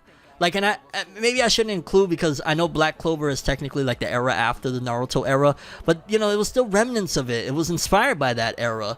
It was something really, really cool of like, man, it was dope to just see that, like, yo, an author that really cared so much about his characters, just like Masashi Kishimoto. Like, I was just talking to my brother Max the other day about how, you know, Naruto, was it, I want to say it was Max, might have been my brother H, I don't know, but whether it was, you know, anytime Naruto did anything, the series, Kishimoto always had to go back to Naruto and Sasuke. It was a gift and a curse, but one of the gifts was the fact that it's because the story was very character-centric, character-driven, that it was at its peak. It was at its most interesting when you got Naruto and Sasuke on the screen. Take a look at Jujutsu Kaisen. It's not necessarily at its peak. Don't get me wrong, it's really dope, but it's not necessarily at its peak when Yuji is on screen. Like, look at right now. You could throw the argument this is peak and Yuji really has not much to do with it because it's more Gojo centric. So, you know, you take a series like that, you take a series like let's see, what's another new one? You know, Demon Slayer, when the Hashira on screen, I'm kind of like, oh, I don't necessarily need Tanjiro on screen, and it rocks out. With Black Clover, Asta on the screen is a really good look. It's really like, yo, I love, you know what I'm saying? So just saying goodbye to that era of shonen it's tough, man. It's gonna be tough. But, you know, just like in real life, our stories must continue. So on with the genre of shonen. Shout outs to shonen in general, bro. Like, no matter how old we get, we always gonna appreciate the classics. We're always gonna look at Goku and Vegeta, Naruto and Sasuke, Luffy and Zoro, Ichigo and who would be next to Ichigo? I was gonna say Uryu, but I don't really look at Uryu like, yo, he's that dude. I don't know. Ichigo and Zaraki. Let's go Zaraki. We're always gonna look at them like, yo. What happened to all your anime merch? I changed things up. Everything must change, just like what we're talking about right now. Shonen must change and everything else must change. Mashima is still here making more spicy shonen. Well, Mashima, you know, maybe Eden Zero's still going, and Eden Zero is seeing the remnants or the effect, shall I say, of the end of this era of shonen or this style of shonen. Because Eden Zero, like, even though the anime has been pushed like it's the most successful, volume sales wise, Eden Zero hasn't been doing those numbers that Fairy Tail did, which doesn't necessarily mean by any stretch of the imagination that it's a failure, it's an L. Because again, we wouldn't be talking about Eden Zero, but it's definitely showcasing that wherever the mainstream consciousness is for like manga readers and whatnot, it's not there no more. They've effectively removed that aspect to where people aren't rushing out for that boy that has a dream like what Shiki has in Eden Zero or nothing like that. However, his Dead Rock manga, that's a boy that has a dream, but it ain't like, yo, I want to be the leader. It's a different type of crazy dream. Shout outs to Mashima for having the cojones to do what he's doing with Dead Rock. It's a whole other animal, to say the least. Eden Zero sells less than Boruto. Yeah, it does. It does. And I think that's also another reason why they, you know, amongst many other reasons for Boruto's, you know, whole revamp going into this Two Blue Vortex, which in case you don't know, we haven't read it yet. Don't worry, we're about to get into it. Probably one of the biggest reasons for doing this whole thing as well is that, you know, it started off, and it wasn't necessarily that Boruto had the dream to be Hokage or whatnot, but it still kind of felt in that realm of like a boy with, we don't know exactly what his dream is, but it felt very campy, shonen-ish, based off of everything that's been foretold, based off the designs that we see of how badass Boruto looks. Again, I haven't read the chapter, so let me cook, please. I don't think it's gonna be in that realm anymore of happy-go-lucky. We got dreams to make happen. It's more like a fight for I don't want to say for survival, but it's a fight for. It's a fight. I'm gonna miss Tabata. Me selfishly, I would have wanted him to wrap it up, but I'm happy for him putting himself first and his fam. That's something admirable. That's something I respect immensely. God bless Tabata and the decisions he made. Between Boruto, Dragon Ball Super, Fairy Tail, 100 Years Quest, and Fortnite the Apocalypse, what's your least favorite sequel series? I think you literally put it in the right order. Maybe Fortnite and Fairy Tail might swap. I haven't read that much of Fortnite, but Boruto, Dragon Ball Super, yeah. Boruto is my favorite of them, then Dragon Ball Super, although Dragon Ball Super sometimes gets the upper hand on Boruto. Noriyuki Abe, director of Yu Yu Hakusho, Bleach, and Boruto, once said it is hard to understand characters like Ichigo and Boruto. Definitely where Boruto's at right now, it's gotten probably a bit more complicated. Ichigo, yeah. Ichigo, you know, it's crazy. And back in the day, I'd never really looked at it like this, but Ichigo having, like, being, you know, this mixed breed of all of these different things is also one of the elements of what makes him such a more complex character, because not only is he, you know, he's a Quincy, he's a this, he's a that, it also adds elements to the complexities of who he is as a person and the different shades of his personality and the different shades of why he isn't just, you know, like even back in its era, Bleach, it wasn't like on the same type of time as Naruto and One Piece. Luffy wanted to be Luffy wanted to be Hokage. What is it with me? Luffy wanted to be Pirate King, Naruto wanted to be Hokage, and Ichigo wanted to save his friends. So even back then, Bleach and Tite Kubo were outliers for its time. You could throw the argument Bleach was ahead of its time. And Ichigo, with all of those things and all those, facets to his character, is what separated him from the pack. Again, things didn't go probably according to Kubo's plan, and that's, I guess, a curse of being ahead of your time, is that, you gotta wait for everybody to catch up. And by the time they catch up, things have changed. You know what I'm saying? And Kubo was ahead of his time in terms of making his characters have more depth. And back in the day, I couldn't see it. I'll be honest with you, I was a little bit blind with, I love Naruto! But yeah, he was ahead of his time. Oh God, is My Hero Academia really only 7 pages? Are you serious? Are they gonna do that to My Hero as well? Are they gonna get My Hero to be a quarterly manga? They would never. You know why? Because Black Clover does like 50,000 first week. My Hero does like 400,000 or 500,000 first week. Okay, so My Hero, no matter if Horikoshi is putting out 3-page chapters, they are keeping that manga right in that magazine. It ain't going nowhere, homie. It's not. Only 7 pages. Jeez Louise. Dude, God. I mean, hey, you know what? Maybe it's some banging 7 pages. Maybe it's, because less is more. So maybe the less pages, but it's like packed with just the best art that Horikoshi can muster, the best storytelling. I'm not going to prejudge it. We will see. And with that being said, before we get into Boruto, once again, my album, The Rise of Tim Roosevelt, out now. You subscribe right here on Twitch. You get a free copy of the album. It's a limited run. There's a lot of things happening. And I got a lot of things in the works regarding the future of the quote-unquote deluxe, the Heroes edition of this album. So that's on the way. But yeah, I highly encourage, because value is going up. You know what they say? Yesterday's price is not today's price. And I can assure you, especially, if you have a copy of my first album, my first album, just wait, dog. Because if you have a physical copy of the first project I put out, My Beautiful Hell, woo! Yesterday's price is not today's price. But yeah, The Rise of Tim Roosevelt out now. Check it out. Stream it, all that good stuff. A lot more to come. We got some big things happening. Yeah, it's an album about healing, an album about growth, an album about self-discovery, and an album about coming into your own. This is Boruto 2 Blue Vortex Chapter 1, aka Boruto 81. Reading it on Shonen Jump's app.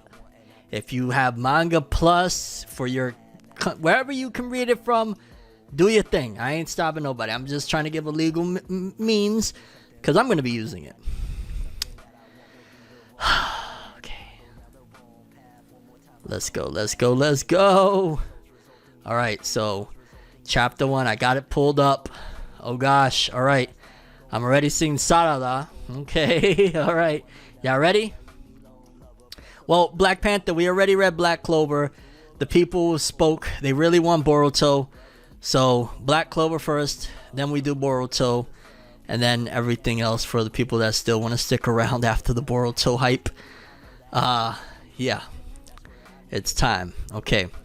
So, 2 Blue Vortex Chapter 1, Page 1. And it says 54 pages, so a little bit more lengthy than the average Boruto chapter. Let's do this thing, baby. Okay. So, Sarada's in some sort of room. And this is her new design. Let me look at it. I know a lot of people have a lot of different comments, and we're not even going to do all of that. We're just going to say Sarada got a new look. You know what I'm saying? 'Cause I'm not going to start the arguments.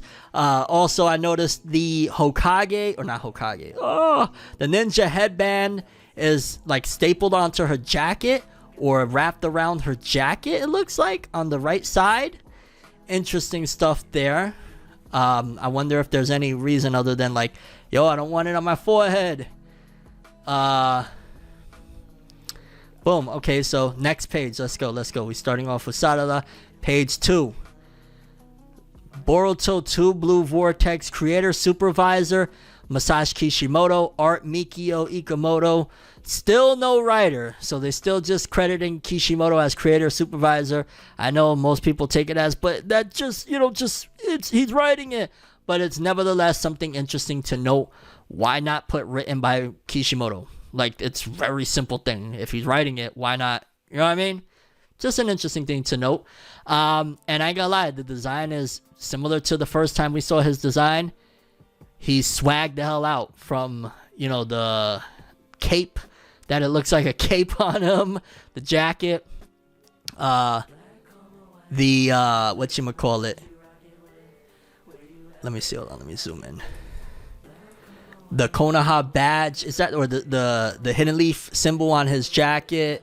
What else? He got a few things on there. He got like a sun badge on there. Homie thinks he's Ash Ketchum. He got all the gym badges. He got like a spiral chain. There's the bolt chain, like, Neji. And I ain't gonna lie, the drip is magnificent to say the least. Shout outs to Boruto doing the thing.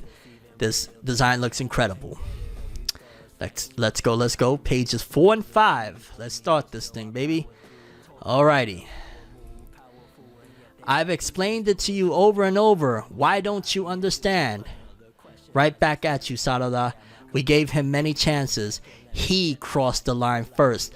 And, okay, boom. Clearly, so let's get this out the way.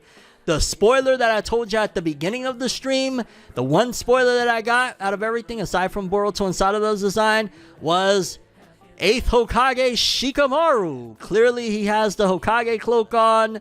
He's the Hokage. That is the one spoiler I couldn't dodge. I think the first time I saw it was on Instagram. As soon as I opened up Instagram, the first thing that popped up was, ooh, the new Hokage, Shikamaru. And I was like, what the hell?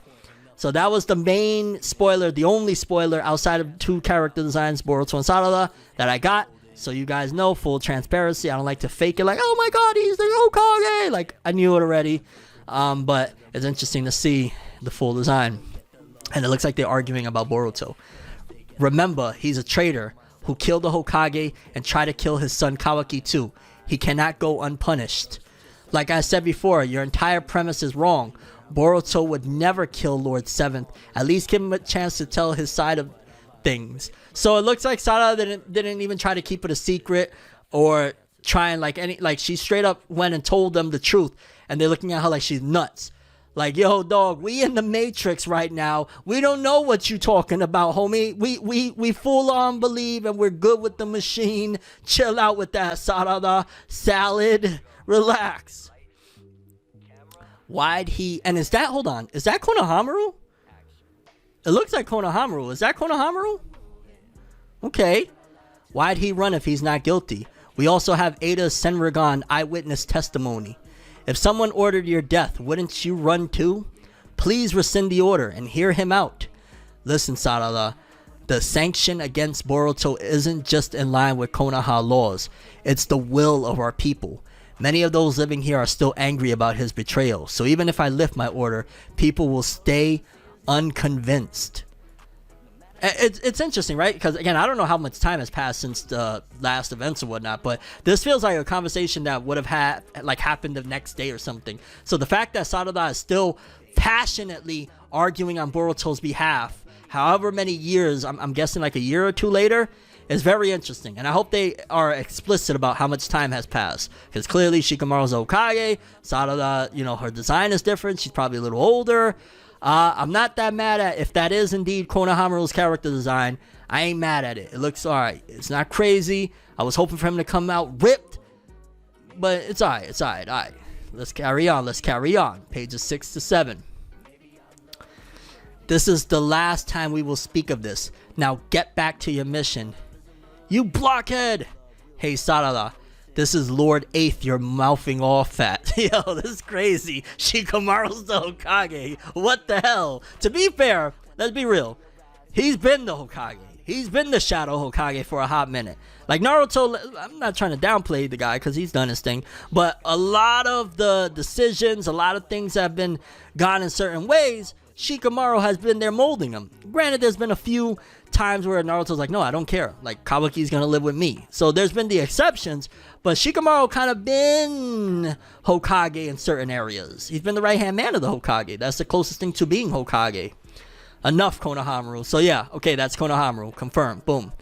Sarada, I'm worried about you. At this rate, forget Hokage. You'll never be more than a Genin. So she's still a Genin. Interesting. In the time skip in Naruto, Sakura was already a Chunin, right? She was a Chunin in Shippuden? Or no, I don't think she went Jonin. I think she was a Chunin. Because my dad's a traitor too, just like Boruto. Wow! So Sasuke is already considered a traitor. Holy smokes. Not already. He's 100% considered a traitor. Wow. This has nothing to do with Sasuke. I'm talking solely about your future as a Konoha shinobi.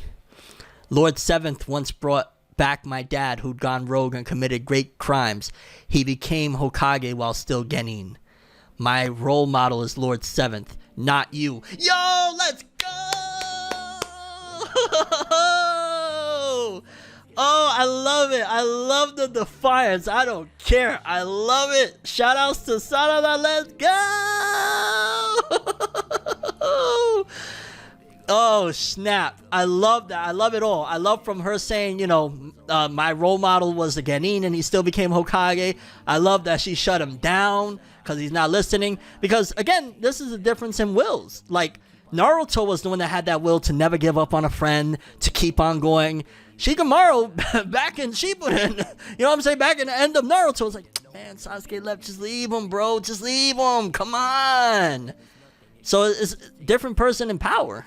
And shout outs to Sasuke. Oh my God, already, man. Already. Let's go.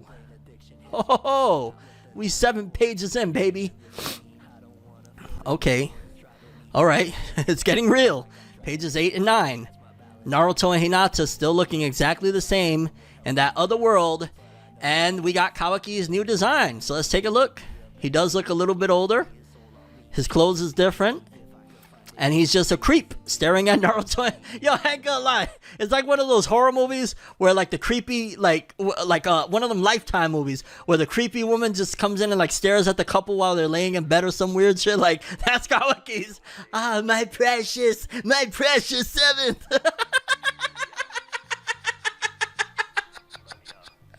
Oh, Gollum. Yo, what's wrong with this dude? Weirdo, get him!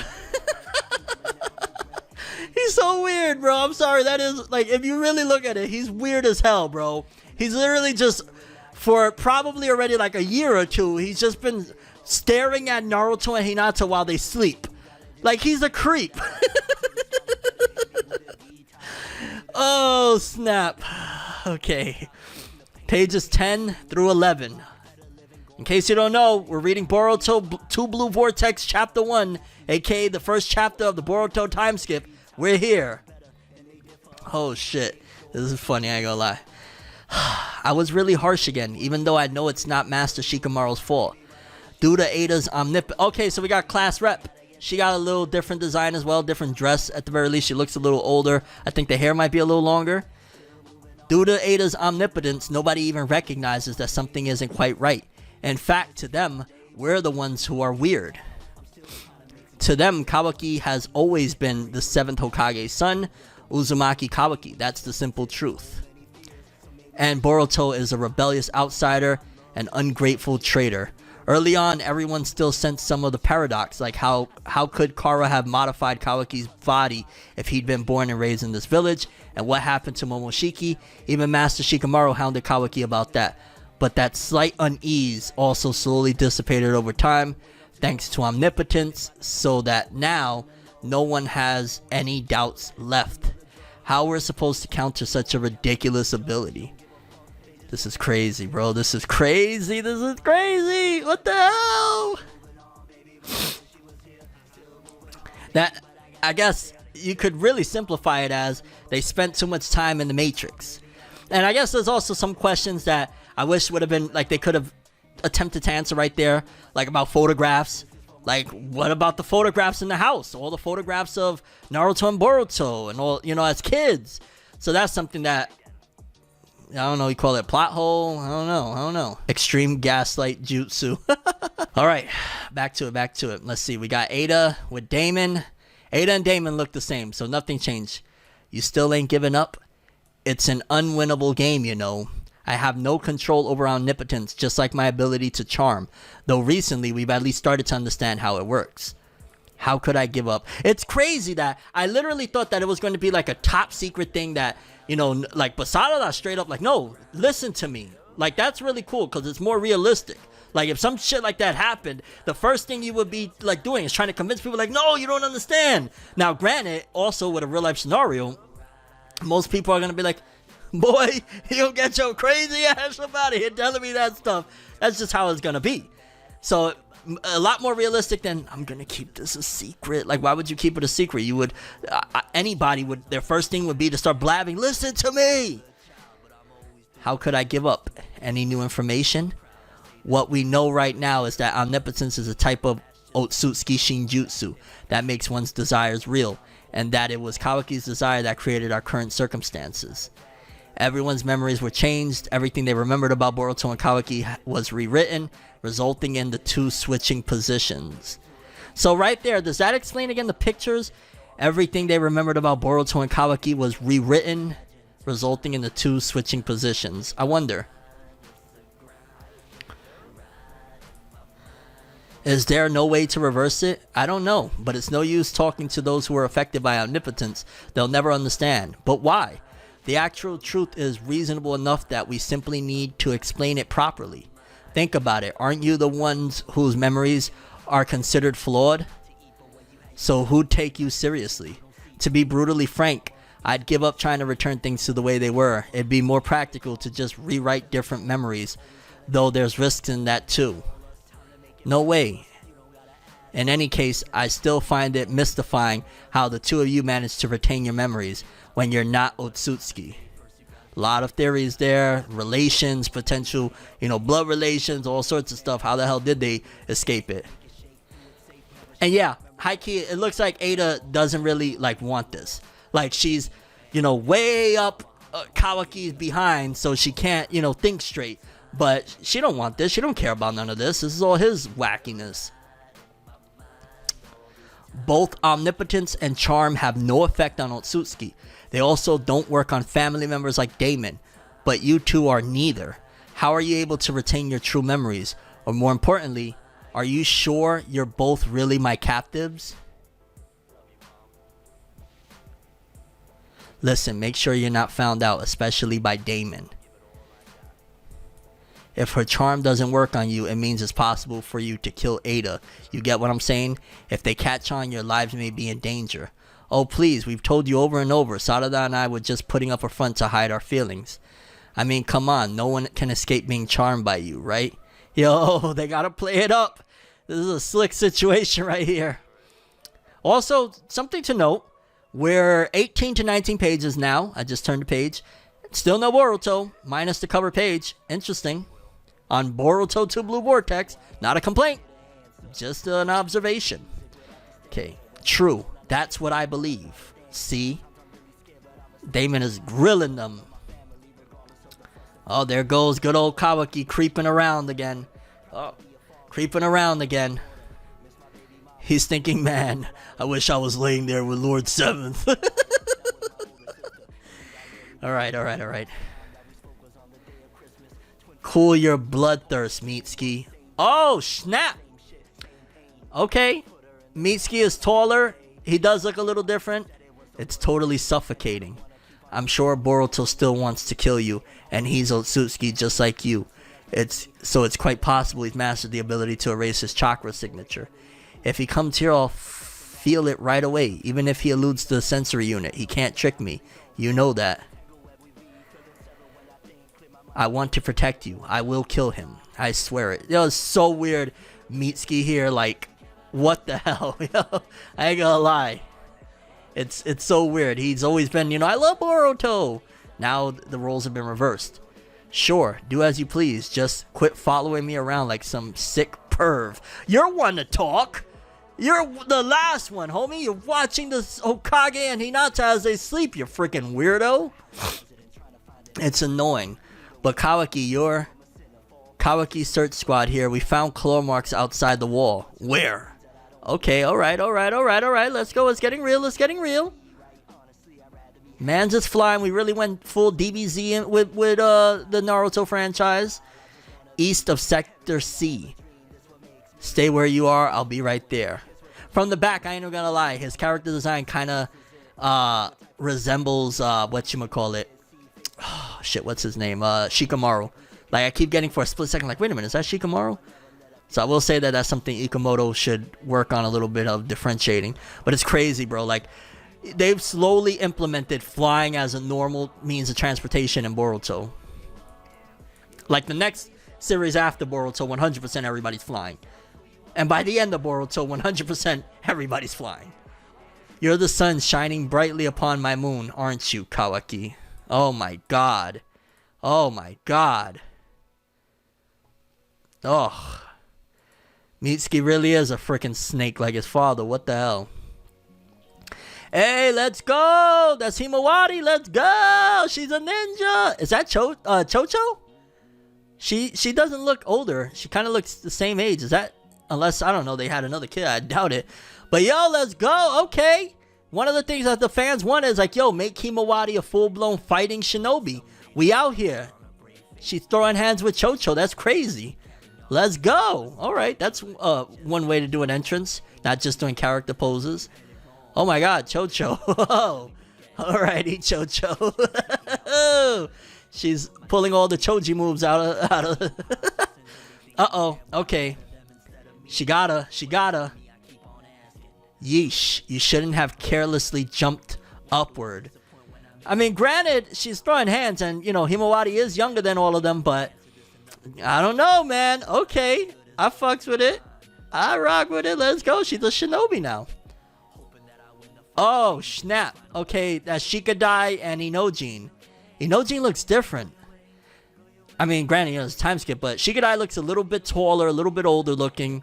And what the hell they did with Inojin's hair.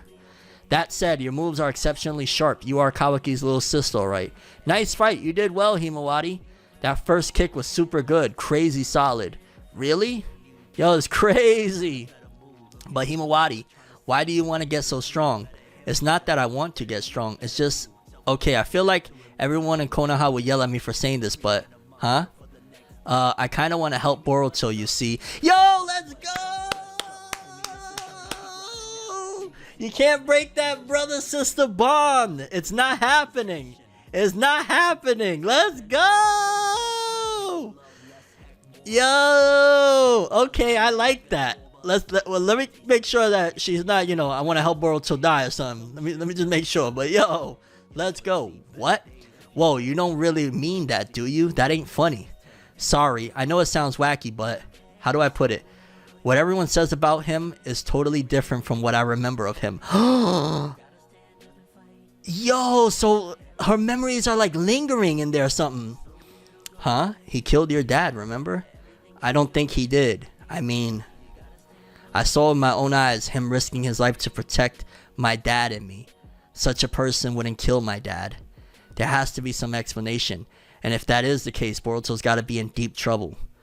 Himawari. Besides, I have this feeling that my dad is still alive somewhere. Let's go! Let's go! Okay, Kawaki with his new dojutsu. This guy is such a freaking... Oh, good. That's the last of the claw marks around here. Thanks, Kawaki. But I don't get code. Why come so near so frequently but not attack? Especially when I hear he's got several thousand soldiers. Wait, who are these people? Those must be like filler shinobi, right? He has an especially strong grudge against Boruto, right? Maybe he's prioritizing that battle over Konoha. Your theory that we've escaped harm thanks to Boruto not being here does have merit. You know, it'd be great if they just took each other out. You... Huh? Hold still. What? Hey, what the heck? I bet he got claw marks on him or something. Let me see. Yep, called it. A claw mark along the scuff of your neck. What? Wow. How long? You didn't notice anything? I don't know. I had no idea. What? Are there others? We're gonna look into that now. Tell everyone who's been on claw mark search duty to gather in one place, and I'll shrink any that we find one by one. That bastard Code, what is he plotting? Hurry up, Master Sheikah. It's all we can do right now. Yo, Kawaki's such a slime ball. Shikamaru never liked Homie. He never liked him. Now he's like, hurry up, Master Sheikah. You pig. No, you must be exaggerating. It's legit. Plus, huh? What is it? Oh, let's go. Here we go. 10 Tails. Chapter 1, baby. 10 Tails. Let's go. An unknown chakra detective. Who the heck is this guy? Let's go. Why'd I look like guy that got slapped away for a second on that panel right there on page... What page is that? Page 37. Eep. Konoha Police Force here. We need backup. Stat. Wow. Don't tell me they're everywhere. Oh, the invasion begins. This is how you start a time skip in a comic and a manga. Let's go. Yeah. Yes, understood. They seem to have emerged suddenly in multiple locations at the same time, and there are already casualties, including civilians. Start the evacuation of non-combatants. Have those who can fight rush to wherever is nearest. Why attack now after all this time, Code? Wah. Yo, we got Frieza all over the place. Let's go. Okay, Kawaki doing his thing, alright. Even though he's still a bastard for what he's done. Run now. Follow the shinobi instructions. Don't push. Please stay calm. Wait, who's that just jumped in? Oh shit, Sarada, okay. One of Code's claw grimes. But where'd it come from? Oh snap. They're coming from each other. Pause. Yo, we got invasion of Frieza. They can use each other like claw marks to travel between locations. There's Code. Let's go. He don't look that different. Oh wait. He's missing an eye. I forget. At the end of the time skip, did something happen to his eye, or am I bugging? I don't remember. Nice to finally meet you, Uchiha Sarada. Yo, this is chapter 1. Not wasting no time. What do you want with Konoha? I'm looking for Boruto. He isn't here. He left 3 years ago. So this is a 3-year time skip confirmed. 3 years. How old was Boruto at the end of Boruto Part 1? Was he 12 or 13? So they're either 15 or 16. 3-year time skip confirmed. Let's go.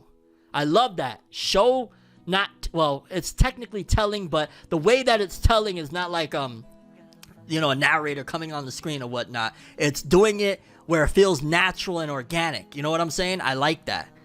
I know I've been chasing after him for almost 2 years now, and I'm tired. I told you he's not here. Go look somewhere else. I wasn't clear. Let me rephrase. I've decided to stop looking. That's why I came here.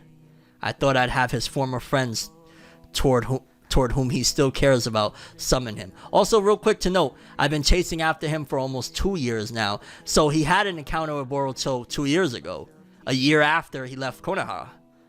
Starting with you, I hope you can scream real pretty so that it will reach him. Yo, this guy is out of his mind. Let's go! We out here! Oh shit, he stomped right on his face. Look at him. Yo, they waited till the last bit to bring the boy back. Let's go.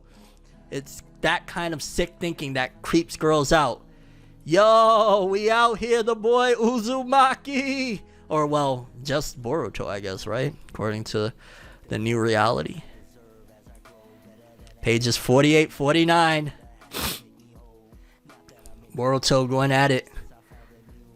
Kawaki right there. Kawaki going nuts. He feels it. Chakra data matches. It's Boruto. What? It looks like he infiltrated suddenly from the sky. Oh, Boruto's flying around too now. Yep, this is Dragon Ball Z for Boruto, 110%, right above Code's position. Boruto, listen up, all fighters. You are to prioritize confronting Code and his claw grimes, but keep an eye on Boruto's movements and try to figure out his plan. Yes, sir. I don't know, maybe his plan is to help you, you bozo? Maybe Sarada was telling the truth? Clown? Bro, Boruto is taller. He looks epic as hell. Definitely can see the Berserk Guts design inspiration all the way. Added with drip. We got Frieza lookalikes surrounding them. Sarada's new design. This is madness, bro. Madness. You've finally shown yourself, Boruto. Hey, let's go. Wow, yo, he's on that wannabe guts, but I feel it. Wow. Wow, wow, wow, wow, wow. One hell of a way. High key, the pacing of this chapter feels like Boruto Part 2 won't be that long. Like, and I know they haven't said anything like that, but, you know, like, you compare this to, like, Shippuden, and stuff doesn't, you know, in Naruto manga-wise, obviously there's no Shippuden manga, but you get what I'm saying, the time skip aspect.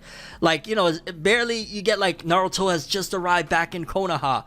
Like, we literally have the invasion of Konoha, Boruto's return, finding out 3 years later. Like, we got a lot in these 50-something pages. And granted, you could say that, okay, the first chapter, the time skip of Naruto, was maybe like 25 pages, but they did a lot in this. Like, we have Code in here, the Ten Tails army, Kawaki. So that makes me think a couple different things. For starters, it makes me think there's a possibility that this isn't going to be the main villains of this series. That this threat is going to get handled rather quickly, or put on ice, or they're going to have their first skirmish, because something a lot more dire and drastic is headed towards, or headed on the way, or just in general a problem, like Shibai Otsutsuki, Amado, who they've done an incredible job, I always say, at making us forget of his existence, despite the fact that this dude has, you know, been the mastermind of majority of the Boruto manga.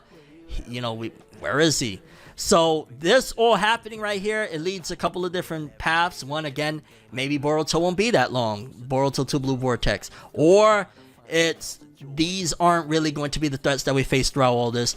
Maybe this Blue Vortex title is because we're going to be going through multiple vortexes and have to find our way home at some given point. And I know I'm thinking very forward thinking, but we're probably not going to be in Konoha that long, so they threw us immediately to Konoha. Like, this is stuff like, you know, they're talking about, man, Boruto's been away for 3 years, you know, what the heck, you know, the Kawaki's like, I can't wait to see him. Like, everything that they're building up is like, if, okay, you know, in 30, 40 chapters, or 10 to 20 chapters, Boruto and Kawaki will meet for the first time. The fact that they're doing all of this right now, I mean, from showing that Himawari is a full-fledged shinobi now, it's leading me to believe that they're going in a different direction than a lot of the stuff that we thought. Like, you would think that Code and his army would be endgame stuff. This is a Ten Tails. You would think that Boruto and Kawaki meeting would be way out.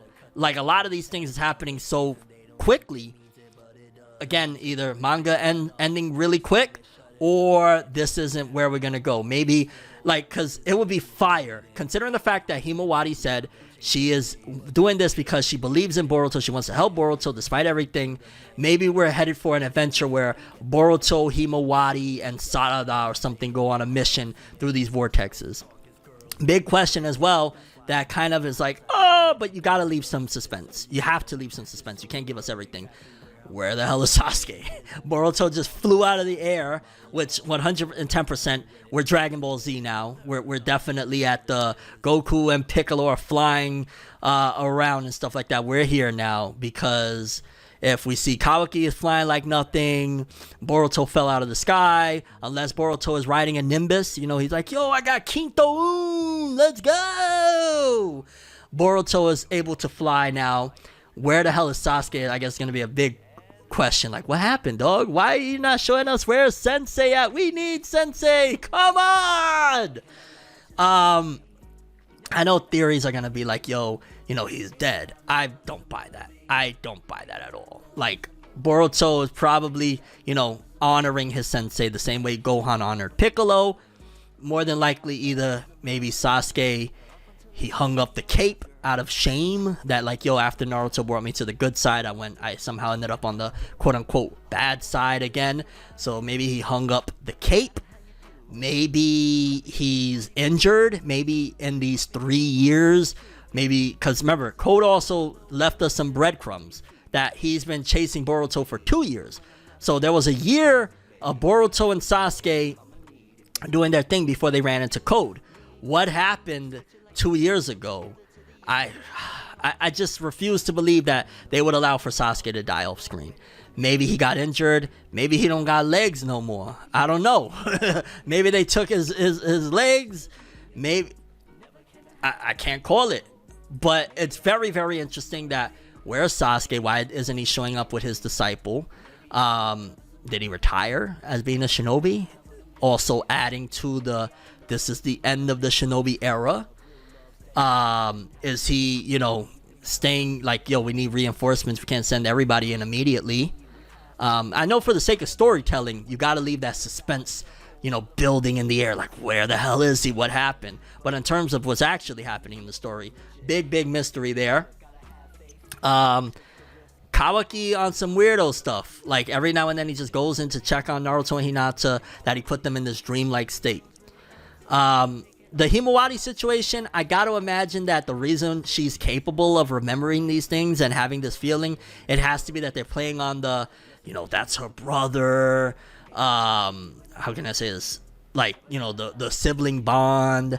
It could be more to it. It could be the fact that she, they have the, the chakra from Kurama. They were both born from Naruto and Hinata. They were both born with the whiskers. It could be some sort of link there as to how she has the memories. Maybe she has some remnants of Kurama. Maybe Kurama is going to emerge within Himawari and Boruto. That would be crazy if Boruto manifests. Not only he has Momoshiki on one side in him, but then Kurama, baby Kurama or something, starts showing up. And then we have two versions, maybe yin and yang, inside Boruto and Himawari.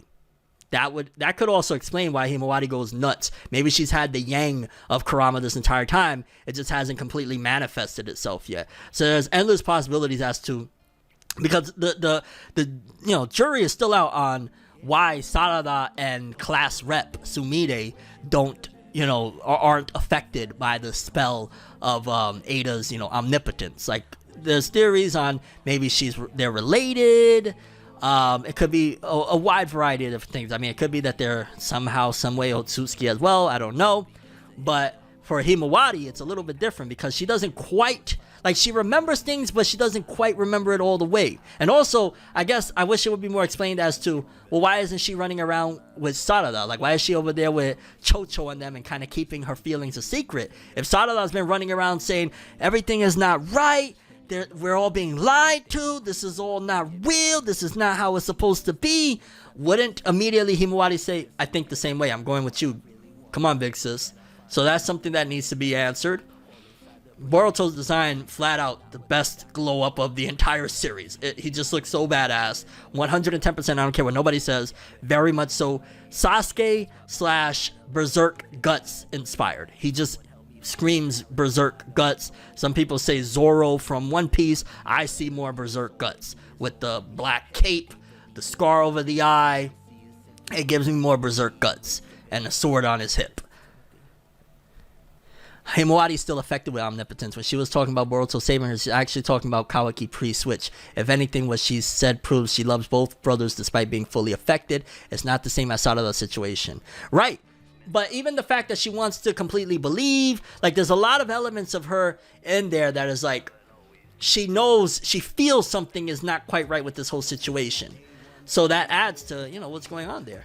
Again, it could be that if you have a beast, even back in Naruto, remember, for the Jinchuriki, it was a lot harder to use Genjutsu on them, if I'm not mistaken. I might be misremembering, so call me out if I'm lying, or call me out if I'm misremembering. But I believe that the tail beast can, if you're like under a Genjutsu, they could snap you out of it. So if she has even remnants of Kurama's chakra manifesting into a Kurama inside of her, that might be able to distort the false, the omnipotence that is being forced upon her.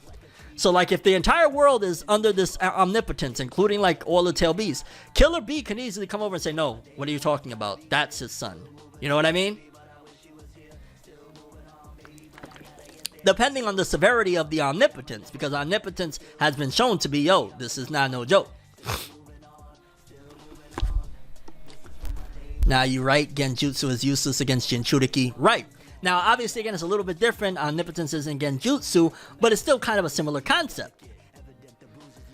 I ain't gonna lie, and I would love some flashback chapters of the moments after where they were grilling Kawaki and how he slithered out of it, which I think the anime will probably, and that's probably why they're going so fast-paced. I think they're doing all of this so that the anime can have massive amounts of anime original stuff to fill all the gaps around this, because this was one of the, I hope I'm not wrong. Do you guys agree with me on this one? I mean, personally, I feel this way. This is one of the most fast-paced Boruto chapters, giving us pounds and pounds of story. No complaints, mind you. Very well done. I've ever seen. So, to me, it's like, they're doing that so that the anime could come in and be like, okay, we're going to give you, right after it happened, how Kawaki managed to slither out of them, questioning him about Momoshiki, and about him being worked on, you know, having the, being in Jigen's lab and all that. So the anime can go and do that. The anime can go and, you know, show us more of Boruto and Sasuke's journey. Like, the anime can do a lot of different things because this is so fast-paced that, sure, they're probably going to give us inklings of those things, but the anime can really fill in the gaps and give us all the things that we have not seen, that we don't know of, and not feel like boring filler. Inojin's character design, I don't know what was going on there. I ain't gonna lie, that was just, I've never been an Inojin fan anyway. I'm gonna keep it all the way real. I've always felt like, and I've said this before, I'll say it again, Inojin looks like a filler character, like, or looks like a character off of Shinobi Striker. Like, just being real, I've never been a fan of that character design. It's just like, what? So they made it even worse somehow. Congratulations. Shikadai doesn't look that much different. He looks a little bit older. He looks like his father. Shocking surprise. Cho, I was hoping that she would look more like her butterfly mode. Not about the weight situation. I'm a big guy. Shout outs to, you know, Chubby's rule, like Choji would say. I'm not trying to in that aspect, but it doesn't feel like she's had any progression on her design. She just kind of looks like she's still regular old Cho. She even looked a little bit younger, to be honest with you. Himawari's had somewhat of a cool, like, I don't want to say a glow up as far as character design. Sure, she looks older. I'm happy that she's a shinobi now. I'm happy that she's throwing down. I'm happy that she's there, like, ready. Like, so if stuff goes down, mind you, she's still in training. She's still, like, was struggling fighting Chocho, and Chocho kind of, you know, got the W in the end. Mind you, Chocho's a lot older. Chocho is probably Chunin or Jonin at this point. She's just probably a Genin. She maybe is in the academy or a graduate. No. She would have already, yeah, it's been 3 years. The anime did the academy days. So she's already out of the academy. She's at the very least of Genin. She might even be Chunin or something, and they are Jonin, but she's more advanced than them. But I put my bottom dollar when she goes her Zenitsu sleep mode, when she goes her Gohan I'm going nuts mode, Himawari probably take out that entire team. Himawari probably throw hands with most of the Jonin in that freaking village. I'm gonna call it, and I'm just hyped that she's finally fighting, and they listen to the fans. That is something, because the fan support, especially in Japan, the fans loved two characters very heavily over there, Kawaki and Himawari, and they loved their relationship. So that, and no doubt in my mind, that is what crafted the ideas for them to make Himawari a full-fledged shinobi, and her talk about her relationships with Kawaki and Boruto, because the fans ate that up. They loved that stuff. So her now being a full-fledged shinobi is going to even more so put forth that things is going to get real. Her wanting to help out Boruto, theory time, I don't think it's that far-fetched. Wherever Boruto goes next, I feel like Himawari's going to follow. And that's maybe why it's going to be called Two Blue Vortex, because it's two Uzumaki that are going to be together. Yo, if they have Sasuke come out on some Nagato shit, like he's in like some mechanism, he can't move or something, I'm gonna go nuts. I'm not gonna lie. If they do our boy that dirty, like you took his eye, you took his arm. If you have him in some Nagato shit, like he can't move, I'm gonna go ballistic. I'm gonna be honest with you. Like, how much more disrespect? You got Naruto and Hinata with a peeping Tom watching them for 3 years. They haven't aged. They missed out on 3 years of their kids. Naruto's whole journey to have a happy life, peace, and all that jazz. 3 years of not even seeing his kids grow. Go figure, right? It would be heartbreaking if Boruto saves his parents at some point, but they were also affected by an omnipotence. I don't think they would be. They're in a different dimension. The omnipotence went all across the world, but they're not in that world, right? They're technically in a different dimension, so it might not be a dimension within that world. So, I mean, that would be crazy, but that would be overkill too. Because when Naruto gets, like, how do you even handle that? Like, because Naruto, I feel like it'll take a while for Naruto to be free, but Naruto's going to get freed sooner than later, in my opinion. And now that I think about it, actually having him there, you know, playing catch with Kawaki, that would add more burn to Boruto. You know, seeing him there like, hey, I love Kawaki, hey, all of that. That would add a lot of burn, if I'm being honest. So I don't know, maybe they might do it. But I feel like it's not going to be an end series thing where well, damn. Because of that one line in the beginning, I'm going to send you the way I sent the 7th. Shoot, it might be that he's in, I don't know. That one line in the beginning of the series is what makes me question, like, well, maybe he might stay in there, because Kawaki says at the very beginning, which is still years away from now, or a certain amount of time from now, I'm going to send you the way of the 7th, meaning the 7th is still somewhere else. Could be that he comes back and Kawaki sends him somewhere else. But yeah, I'm going to say whatever mission happens, Himawari's going to be with Boruto, which I like that. And if I had to make a team right now of who's going to be on this 2 blue Vortex mission, like maybe going to different areas, different places, I'm going to put Boruto, I'm going to put Himawari, I'm going to put Sarada, and I'm going to put Sasuke. I just don't know what Sasuke will be doing. It could be that after Sasuke helps Boruto train up to be strong enough, he says, I'm walking away from this shinobi life. I'm going to do me now. Do what you gotta do. I've disgraced my best friend Naruto too much by even betraying him. Because remember, Sasuke's memories is still, you're not my student. That Kawaki's my student. So his heart is probably very heavy. Like, he don't know if, like, yo, on one hand, I'm following because my daughter told me to do this. So shout outs to my daughter. But on another hand, it's like, I don't remember you as my student. So on top of that, I'm disobeying what my friend that went through a living hell for 700 episodes or 700 chapters to bring me back here and put my mind back straight. And I just disrespected him. So his mind is very right now. So it might not be that Sasuke is helping. Sasuke might have went off on his own. Journey of self-discovery, which also, God knows, Sakura's life is in shambles. Who knows, maybe that's why they decided to release that Sakura or the Sasuke Retsuden story and do the anime and stuff of all that, you know, in between all these things, because they probably like, yeah, Sakura's never having that happy life with Sasuke again, or it'll be a long time. I ain't gonna lie, even though, no, it couldn't happen, because then Sarada would be by herself. But it would have been dope if Sakura would have left with him. Like, he finally would have been like, you know what? My wife, you've been wanting to journey with me this entire time. Come along. But then Sarada will be on her own. So, sorry, Sakura. You still can't follow, homie. Maybe Sasuke is finding that Otsutsuki turtle. Could be. Maybe he's trying to go back in time to reverse time. That could be. That would be crazy. But yeah, it could be that, again, Sasuke is just ashamed.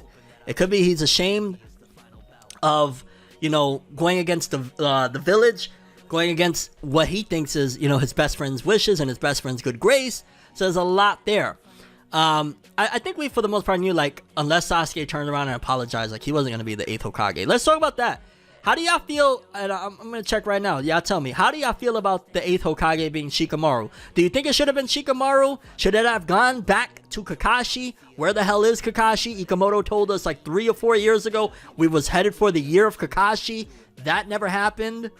Do you think it should have went to Kakashi? Do you think it should have gone to Kawaki as like some, you know, the heir inheriting things?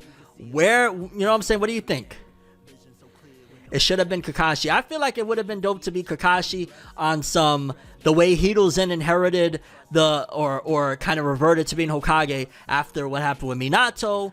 Naruto, you know, going the way he went, Kakashi inheriting it would have been, in my opinion, the way. But I also understand that they're trying to progress forward, and because Kakashi was technically from the previous, like, Shikamaru was from the previous cast, but he was the role of, one day you're going to be one of the people that are protecting the kiddos. It can't always be us. So now that we're at that day where, hey, it's your opportunity to protect the kids, it can't be us.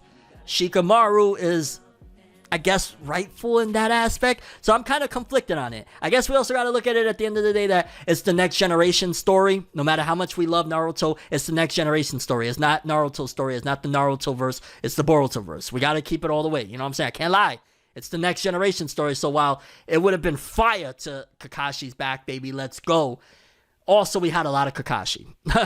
Some might argue that he was secretly the main character of Naruto, because the main villain, or one of the main villains that orchestrated and crafted most of the bad shit that happened in the Narutoverse was Obito, his best friend that, you know, he had that tragedy with and stuff like that. So if majority of Naruto, you could, in a weird way, look at it as Kakashi was the main character or the main character, bringing him into this timeline or bringing him into the current story and whatnot. I'm still, don't get me wrong, I'd take it. I would have taken it. But Shikamaru being the Hokage has also been something that he's rightful for it. Like, it was Naruto's dream to be Hokage. You could tell that Naruto's been miserable being Hokage. You could tell that Naruto has not been wanting to be Hokage for a very long time. He's buried in work. Like, he likes the idea of living his dream, but I gotta imagine that Naruto will be a lot happier being a Jonin on the field. And I gotta imagine that the day Naruto is released from that seal, he's not going back to be Hokage. I would be shocked if he did. I'm gonna be honest with you. I'd be almost, I don't want to say disappointed, but I would definitely be surprised if Naruto gets out and he's like, yeah, I'm gonna be Hokage again. I almost can bet he's coming out of there to say, it's not my dream anymore. Shikamaru's right for it all, right now. Or not right now. Shikamaru's right for it. He probably was always right for it. It was Naruto's dream, but who's better? Who serves the job in a more militant way that's for the betterment of Konoha, of the village? Because let's think about it like this, right?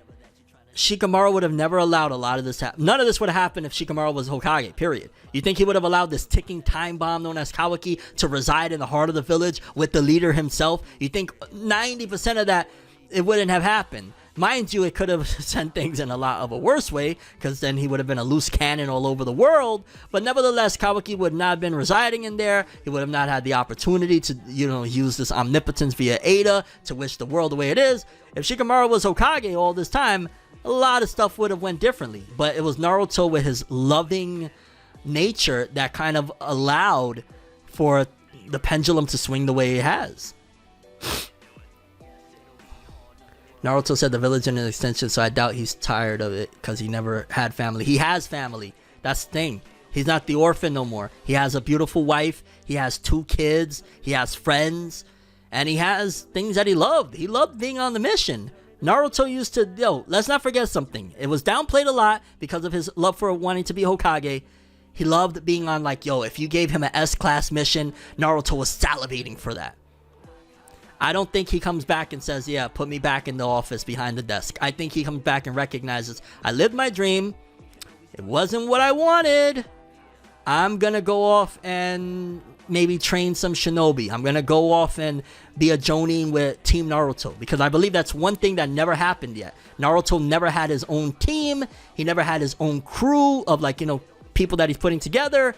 Maybe that's where Naruto goes moving forward.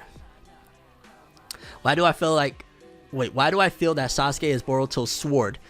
Transformation ninjutsu. That would be crazy. So Boruto throws his sword and then Sasuke's like, haha, gotcha, motherfucker. Haha, let me choke you. That'd be crazy, yo. I gotcha. So Shikamaru definitely has some Danzo treason aspects in him. Shikamaru he's been the Danzo. That role there's always been that role. There's always Hiruzen and Danzo, Naruto and Shikamaru. Going back, what would it be? Hashirama and Tobirama. There's always been that need for the Danzo. I don't want to say a need, because things could have been how about if you're gonna be the Danzo, let's do it in unison. Don't be Danzo behind my back. Let me know that you're being Danzo, and then we can move forward. Granted, the reason for the Danzo role also is because the righteous heart of the Hokage, like Hiruzen, like Naruto, is the fact that oftentimes, because they're such a good person, because they're such a, they have a great heart, it's hard for them to make the calls that need to be made. So that's why the Danzos exist. That's why the Tobidamas exist. They need to exist because the Hokage is usually ideally too righteous. So being in on, he's about to do some shady shit, it might not bode well. So that's the dilemma, the political aspect, and in general the conscious efforts that need to be made in the dynamic of a Hokage and his right-hand man. Everyone thinks Kawaki is Boruto. Yep. Do you think Sadada's Mangekyo will reserve Ada's juries? I feel like she will have a cult like Boro. Who knows? Shikamaru could make the tough decisions. Yeah, Shikamaru, again, none of this Two Blue Vortex situation doesn't happen if it isn't for Naruto's kind heart. Shikamaru doesn't allow Kawaki to live in the village, doesn't allow him to live in his home, doesn't allow him to be fighting with his son, doesn't allow him to do all these messed up things, pierce his son through the chest, and then come back home like nothing happened. None of that happens under Shikamaru's watch. None of it. Young Lord about to teach Kawaki a lesson. I don't think we're going to get much of... We'll probably get a little bit of a skirmish. I don't think we're getting a full-blown battle right now. I don't think that happens right now. I think we get... I think we get an okay-ish, little, tussle. Maybe they throw a little bit of hands, and something happens where maybe Ada's omnipotence once again is activated, or Himawari training to be a shinobi, being next to her brother. They open up a blue vortex that they go through that changes everything. I want to see a full-on taijutsu battle between the three. Taijutsu, please bring the taijutsu.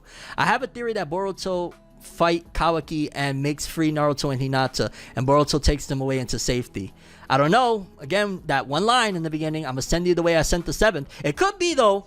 Let's also look at it from a different angle. I'm going to send you the way of the 7th. I'm going to send you where I sent the 7th. That doesn't necessarily mean that the 7th is there right now. It means I'm going to send you where I sent him. At one point in time, I sent him somewhere. I'm going to send you there. So it could also mean, in a way, it doesn't have to mean that Naruto's still on ice all that time later. It could mean I'm going to send you where I once sent the 7th. I just have a feeling Ishiki will come back via code 100.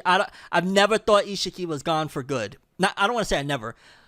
For a long time, years, I haven't thought Ishiki was gone for good. And I don't know if it could be code, but considering he had the white karma, and the white karma didn't have the capabilities of being a vessel, I'm thinking Kawaki. I'm thinking he can still return via Kawaki on some Orochimaru coming out of Sasuke in the middle of the Itachi battle. That's how I see it. Do you think Code, Boruto, and Kawaki will team up at the end for a bigger villain? Yes. Somewhere in all of this, Orochimaru is up to something. Orochimaru is always up to something. He's right now torturing somebody, tying them up in his lab, and laughing about it right now. While the world is burning, Orochimaru is still on top of it, adding an extra layer of evil, and then going to Konoha. I ain't doing nothing. I ain't doing nothing. In the last manga panel, we saw Ishiki. They zoom into Ishiki's eyes. Ishiki is not gone. He never was gone. He's somewhere inside of Kawaki. He's just way too weak to make a move right now.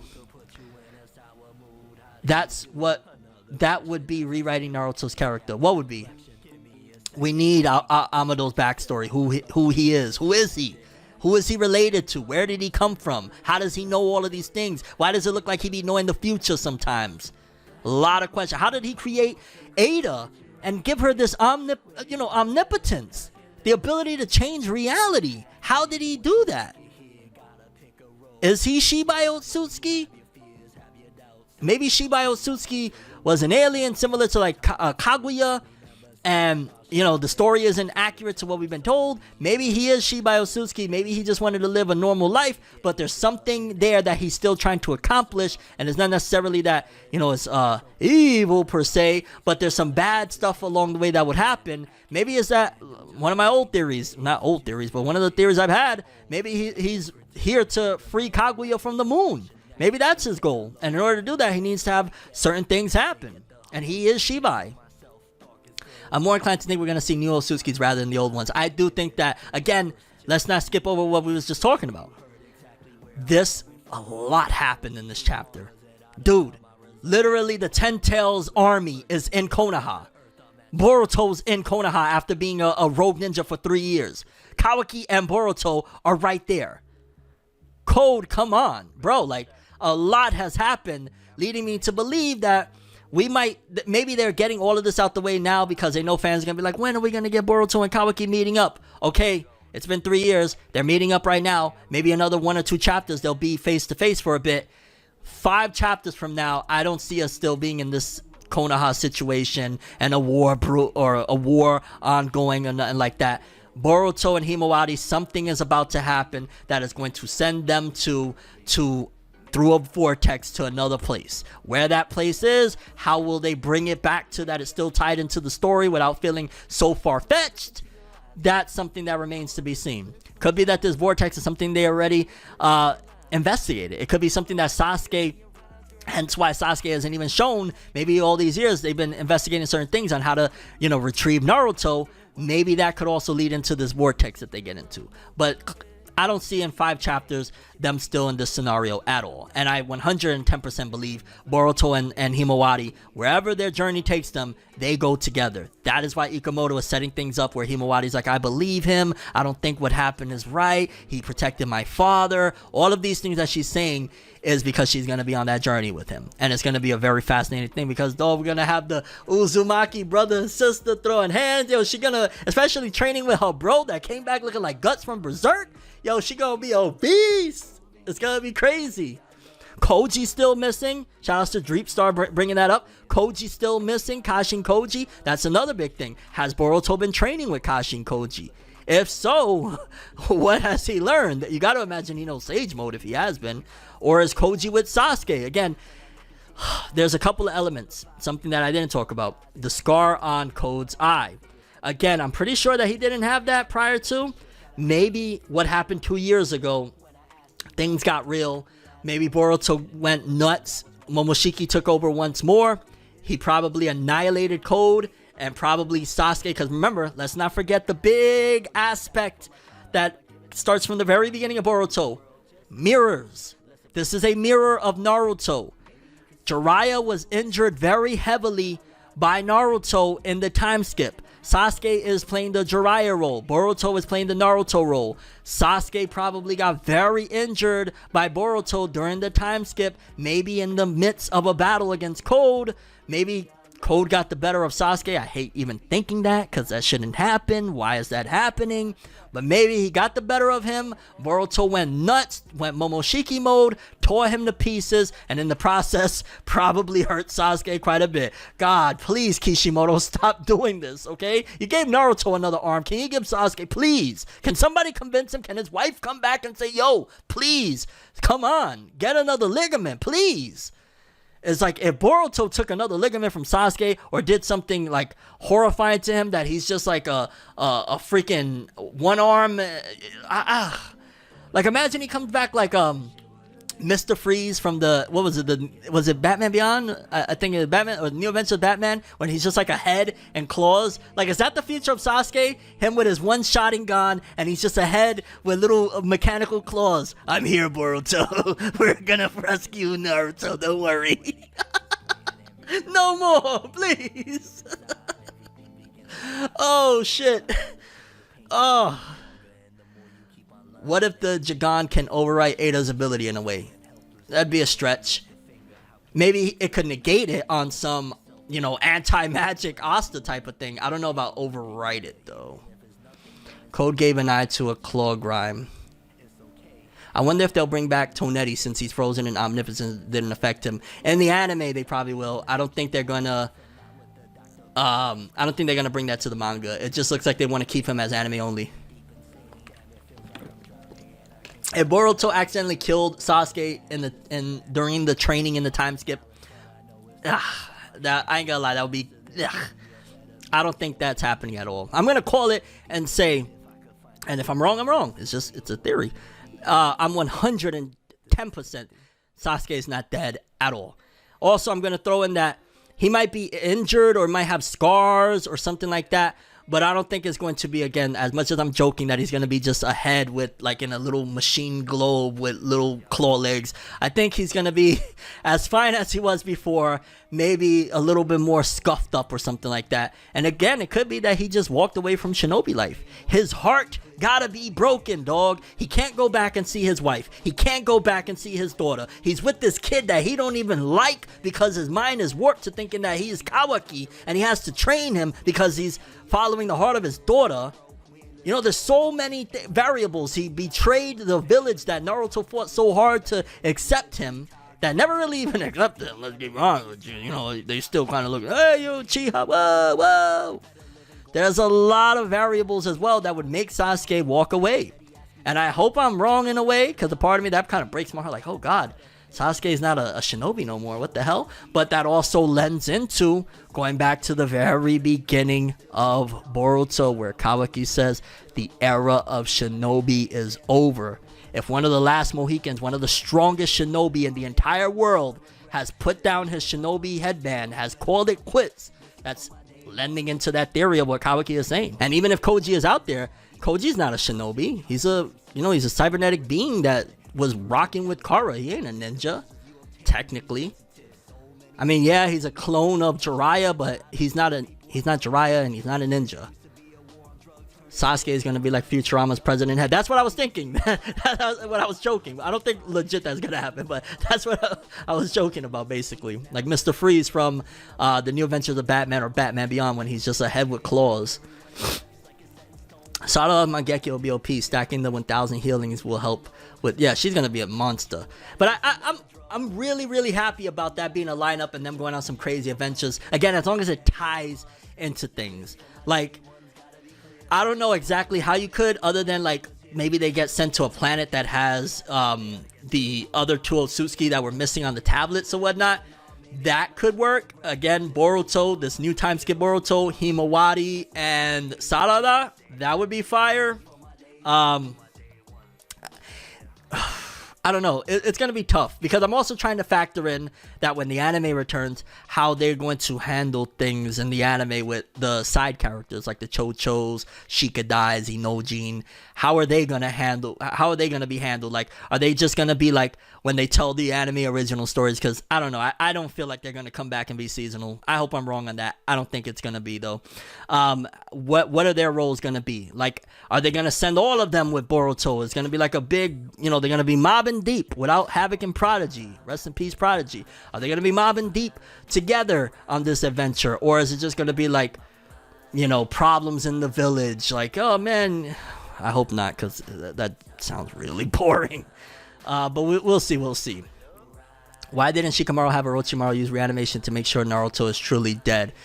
Because, unfortunately, and this is the crummy part that I gotta keep it real, Boruto's story sometimes just tries to forget about characters because there are so many very OP abilities. And I mean, granted, very next chapter, Shikamaru could say, hey, I can't, Orochimaru won't rock with us. Now that Naruto's gone, he won't talk to us or something like that. So that could be very much so solved quickly of Orochimaru's just not listening. But let's be real. There's a lot of things that, like, yo, there's a lot of powerful shinobi that could come in and help. Like, where's the Raikage, you know, and I'm talking about Tsunade, Kakashi. Like, there's a lot of people that could come and help, and they kind of just be like, oh, they don't think about them right now. Think about this. So there are unfortunate realities of the Boruto story. Like, there's a lot of OP characters that could come out and help and give information, and, you know, like, but Orochimaru usually does come in clutch when needed, when we need to advance the plot in a weird way, so you never know. Mitsuki needs new powers, not just Sage Mode and Lightning Snake. I think he will have, and I think we're going to have a very gruesome battle, very heartbreaking battle between Boruto and Mitsuki. Although I don't know if Boruto is going to be necessarily that heartbreaking, because Boruto looks hardened. Boruto looks like he didn't come to play. Boruto looks like he's not nowhere close to even the remnants of that little kid that he was in the beginning of Boruto that people hated. I don't think Boruto's going to be playing with nobody. I think there's very few moments that'll make Boruto get emotional. And maybe I'm wrong, but I think internally, sure, he'll be emotional, but I don't think we're going to see the outwards of Boruto being like, oh, come on, man. I think if him and Mitsuki throw hands, he's going to be like, you sure you want to do this, bro? Are you sure? Like, come on. You really want to do this, homie? Like, that's the extent of it. I don't think it's gonna be like, come on, stop, please. Like that Boruto crying meme from the Boruto anime. That's not what we see anymore from this Boruto, and I'm here for it. Yeah, they haven't addressed the other Kage thinking he's dead. It could very well be that Sasuke is rallying up a whole bunch of other people and trying his best to get a crew together. That's also a possibility. Maybe behind the scenes, Sasuke, the reason why he's not there is he's rallying up anybody that will join the cause and believing in him and believing in what he is doing to kind of overthrow what's happening right now. So that's a possibility as well. I mean, for all we know, Sasuke right now is going to see Orochimaru to figure some shit out. There's that possibility. Maybe he went to go see the old crew. Maybe he's rallying up Karin, Jugo, and Suigetsu. Maybe that's what's happening right now. He's like, yo, I got some people that will rock with me the long way. They've been through a lot with me. Maybe he's creating a new Taka. And he's like, my guys will rock with me. But he got to go through Orochimaru to get them. Because aren't they still all like in his lab and shit, right? Like, I know Karin is still working for him. And I believe Suigetsu. I don't know about Jugo. But maybe he's reforming Taka. They'll listen to him, especially Karin. She may say some wild shit, but she's gonna rock with her Sasuke-kun. Team Taka 2.0, that would be fire. That last panel, Boruto looks like he's not playing no more. I love it. Like, that's what's been needed all along. The author stopped thinking of old Naruto characters a long time before Boruto manga. That's why he wanted the new characters in Boruto instead. What if Boruto goes straight to Damon and chokes his loud mouth? I don't think we're getting Damon stuff for a while, unless, oh god, I don't know how I'd feel like if they decided to go the route of Boruto, Damon, and Himawari go on this mission together. Please don't. Please don't. That's not what I want. Ugh. And I do hate that this manga is monthly, I ain't gonna lie. Like, a part of me is like, okay, I'm split on that. A part of me is happy of, yo, that means at least once a month I have something really, really dope to look forward to. On a weekly manga, you're gonna get some stinkers. It's just every manga has them. One Piece has had them. Bleach had them. Naruto itself had them. Monthly, ideally, especially in this new uncharted territory where there's a lot of things to be explored, I don't expect many stinkers. I don't expect many bad chapters. I don't expect boring chapters. I don't expect sluggish chapters. I expect to get a lot out of these chapters moving forward. So once a month, I'm going to be very optimistic that we're going to be getting banger after banger after banger, and I'm here for it. So it's like, yeah, it's only going to be once a month, but more than likely that chapter every month is going to knock your damn socks off and be worth the wait. So I can't be too mad at it. There was a rumor, but it was fake. Yeah, no. The chapter's listed for September, the next chapter. I hope Boruto's summoning is hawks instead of snakes. That'd be dope. Again, reviving Team Taka. But yeah, people, that was Boruto 2 Blue Vortex. And I know we went pretty much damn near like an hour and a half on this, but yeah, score-wise, I would give it a 10 out of 10, just flat out. I don't care what anyone says. I loved it. The art was fire. Boruto's new design is fire. Sadada's design is, I ain't really bothered by it. I'm going to just try my best to be like, yeah, it is what it is. You know what I'm saying? Other series do the same shit. It's not right. I don't really, but whatevs. Himawari's new design is dope, or not even just her design. I like, again, that she's a shinobi and she's kicking ass. Like, that's the big thing about it. Like, yo, we got the female Gohan of the series. Let's go. I didn't really address one last thing, I guess, before we move on. Konohamaru. Didn't really get much from him. Shame. Kind of bummer. I mean, it could be that they're saving up something, but it looks like literally he's the right hand to Shikamaru. So whenever Shikamaru decides to put down the crown, Konohamaru will be up next. Although I feel like Shikamaru having the throne right now kind of destroys everything that Konohamaru said throughout Naruto. Remember? I'm going to be 8th. That never happened. So they're going to try and be like, just forget about that. That's the thing about Boruto that does upset me from time to time. In order to make the story intriguing and interesting as possible and go in the directions that they want to, they a lot of times be like, just forget about that. Just forget about that. don't think about that. And that's a lazy way of writing, if I'm being honest. But in terms of the impact, in terms of everything, I absolutely love this chapter. We've been talking about it for like an hour and a half, an hour and 40 minutes or something like that. A lot more suspense and mystery to come. Where is Sasuke? Where is Kashin Koji? What's going on with Amado? The war is brewing. What is the meaning of the two blue vortex? Is it going to be Boruto and Himawari on a journey together?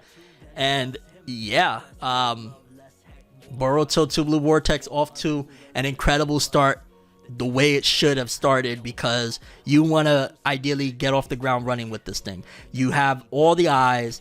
I wasn't even on social media like that, especially Twitter, and I couldn't escape it. So the amount of talk, whatever you want to say about Boruto, you can say it, but in terms of attention, without even like really trying for attention per se, Boruto gets attention one way or another, and that's really awesome about it. Boruto doesn't really have to go hardcore. Like, it could have started off in a crazier, even more crazier way, but for what it did, it's talked about a lot. And Boruto, you would think that it is one of the biggest sellers, at the very least in the West, because it is astronomically popular. It's just that there's also a weird side of people that like, I gotta hate on it because it makes me feel good. What are you gonna do? With love comes hate, and that's what creates balance. And with that being said, shout outs to The Rise of Tim Roosevelt. You can listen to it on all streaming platforms. That's my album out right now, The Rise of Tim Roosevelt, on all streaming platforms, YouTube, Spotify, Apple Music. Check it out. If you subscribe here on Twitch, you get a free copy. I'll send it to you. And a lot more to come from this, because that is the future of me, Tim. My music, my passion. Yeah. So with that being said, let's move forward, because we still got a couple of things to tackle. We got 3 things to tackle. But shout outs to Boruto. That chapter was phenomenal. Art was phenomenal. And I can't wait for next month. Boruto. I can't believe that they're doing chapter 1. Like, they really want to make sure, like, y'all hated Boruto. You can jump right in right here. You don't got to worry about it. It's fine. The water's safe. I like that idea and that way of marketing it. Maybe it'll turn people around. Be like, okay, I'm going to skip Boruto Part 1. I'm going to go to Boruto Part 2. He looks cool now. Maybe it'll work. I got a question. You going to avoid spoilers for Chapter 2 of Boruto? I might. I don't know. We'll see when we get there. Potentially. My intentions might not even be to, those scenarios happening by the time those spoilers come. But we'll see. We'll see when the time comes. I can't predict the future. With that being said, boom! We're going to jump straight into My Hero Academia Chapter 397. Since it's only apparently 7 pages, let's knock it out the park, people. Let's get this going. My Hero's last chapter was great. It's a shame to hear that Horikoshi only just put out 7. So let's see what's going on here. I have to say, this feels wrong. Here I am past the age of 50, beating the tar out of a helpless lad. So that's All Might. Wait, All Might is past the age of 50? Chapter 397, Trash Cleanup. You harbor a ferocious rage in you that hungers for one for all. That's what I'm exploiting, and it's the only reason this fight is even possible. The fate that binds the two of us. Any real demon lord would be aghast, getting whooped by a quirkless man. I mean, really? I'll keep you in this obsessive delirium so you won't be able to tear your eyes from me. Is it tear your eyes or tear your eyes from me? Springify, Brawn Boost, Air Cannon, Rivet Stab, Dark Ball, and Pure Beam. And yo, All Might is beating the dog out of him. Granted, it's not, all for one at his prime, but sheesh. He's just launched homie through the buildings. Okay, pages 4 to 5. If you're just joining in, we're reading My Hero Chapter 397. What a mishmash of a combo. Utility Cape Auto Guard Dark Shadow. It's proof that I'm pushing his buttons just right. Keep talking, Toshinori. Keep him riled up. Cape destroyed.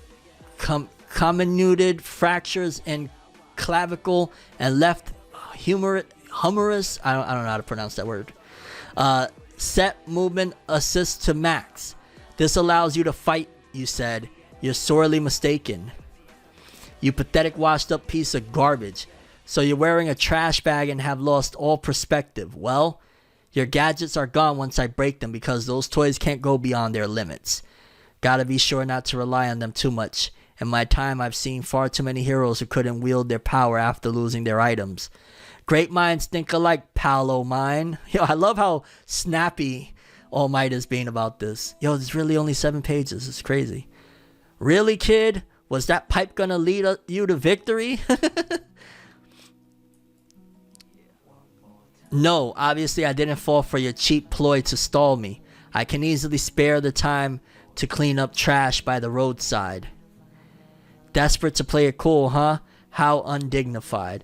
Yeah, that's ridiculously short. Oh my gosh. I know that realistically, Horikoshi is sick, all of that stuff, but gosh darn it. Not much to go on other than, yo, All Might's whipping his tail.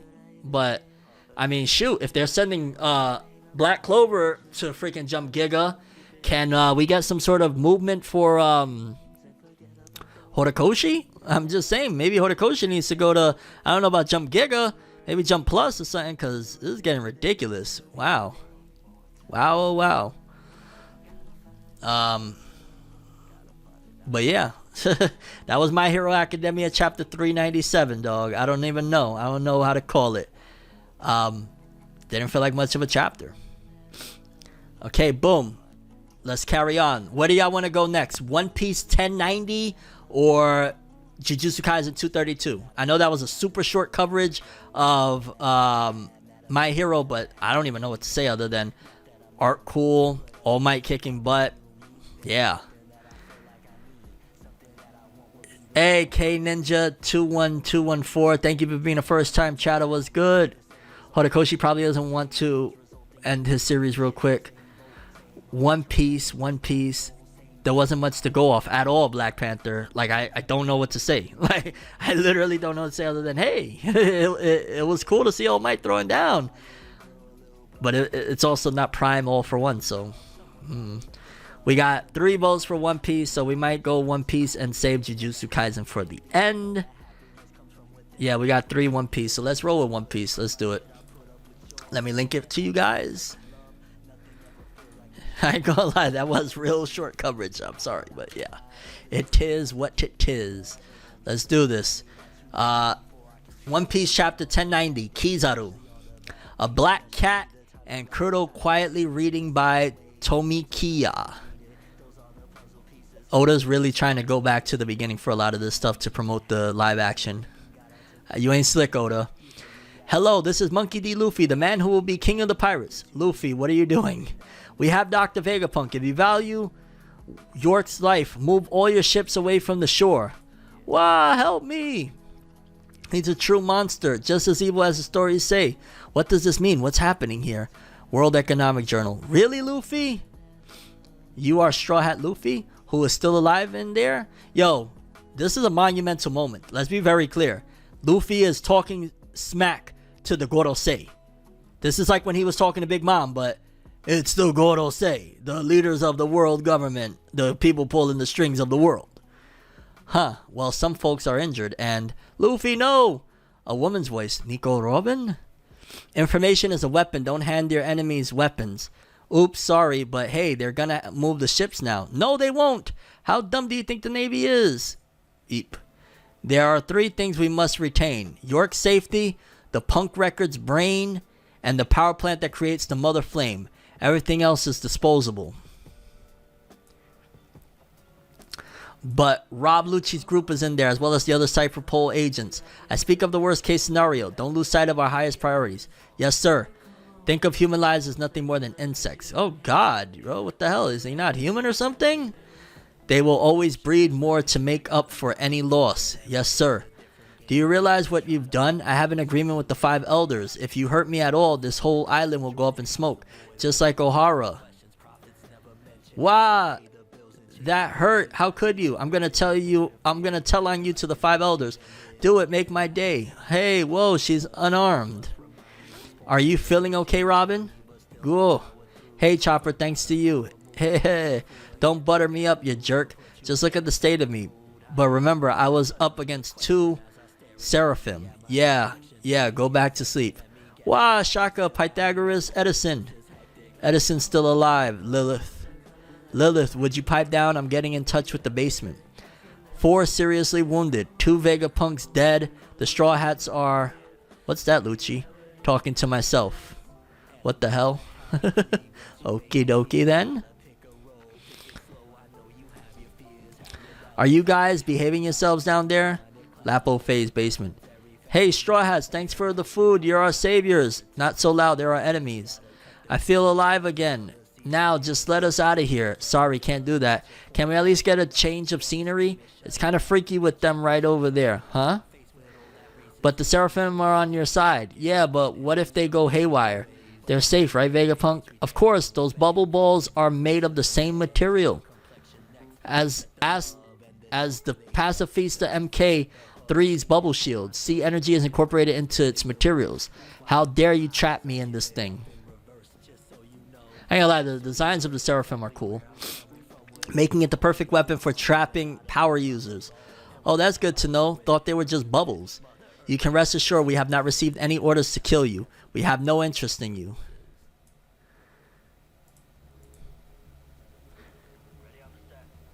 By the way, if you're just joining in, we're reading One Piece 1090. You don't? Then I guess we're okay. But be that as it may, I'm grateful to you, Snake. You released us from your stone powers. Strange, that shouldn't be part of her programming. 1 second, guys. Water. Very dialogue heavy chapter, but I ain't mad at it. Hey, Hancock, they're my friends. Please, you gotta undo it. You're the only one who can save them, please. Alright, I'll do it. Just stop looking right at me. Wahaha, even the actual Hancock, a real nasty piece of work, can't turn down a request from Luffy. How funny that her Seraphim is the same way. Yes, the information transmitted through bloodline elements when producing clones is really most fascinating. Thanks a lot for that, Hancock. Eek, did he just say he's in love with me? Stella, we restored the communication system, but the Frontier Dome still won't open. Huh, we can't escape without the barrier receding. It's pointless, there's an encryption code on it, and my brain isn't synced to all of yours, so you won't get it from me. Oh yeah, we'll see about that. Ha ha ha, I'm under the protection of the code and the world itself. I could sure use some food right now. We're completely surrounded on all sides, Stella. There are hundreds ships of various sizes, about 30,000 men, I'd guess. This is quite an ordeal then. Welcome back, Miss Stussy. Would you like a coffee? Nami, right? You're the navigator? Yep, that's me. The log post hasn't recorded the signal yet, but we still have one steady needle from Wano we can use. It's pointing northeast of here. That'd be Elbaf then. Elbaf, we're finally going. Yo, let's go! The Island of Giants at last. Holy shit, it's only been like 20-something years. Elbaf, everyone is huge because they're giants. Oh, don't give me that look. Fortunately, your ship is currently here at the Lavo phase, but the Navy ships are waiting along every bit of coastline. We can't leave via the port. How the hell are they going to get out of here? The northeast direction we'd be heading is on the backside of the island. Good thing that your ship is with the Vega Force 1. We could use the Vega Force 1 to simply fly over the Navy's blockade, ideally, but the robot can only fly in the airspace over Egghead. Once you leave, it will fall to Earth. No problem. That's where we can use the Sunny's coup de burst to fly even further. If we fly a kilometer away, none of them will be able to catch us. What? That ship can fly a whole kilometer? Hell, let's do that. It flies on Kola. On Kola? Perfect, but we still need to deactivate the Frontier Dome first. And I won't tell you the code. Oh, shut up already. We don't care. Just shut up. Let's crack this thing. Never play mind games with Vegapunk. Yeah, you're practically challenging him, you dummy. Lilith, I want you to use the Vega Force 1 to...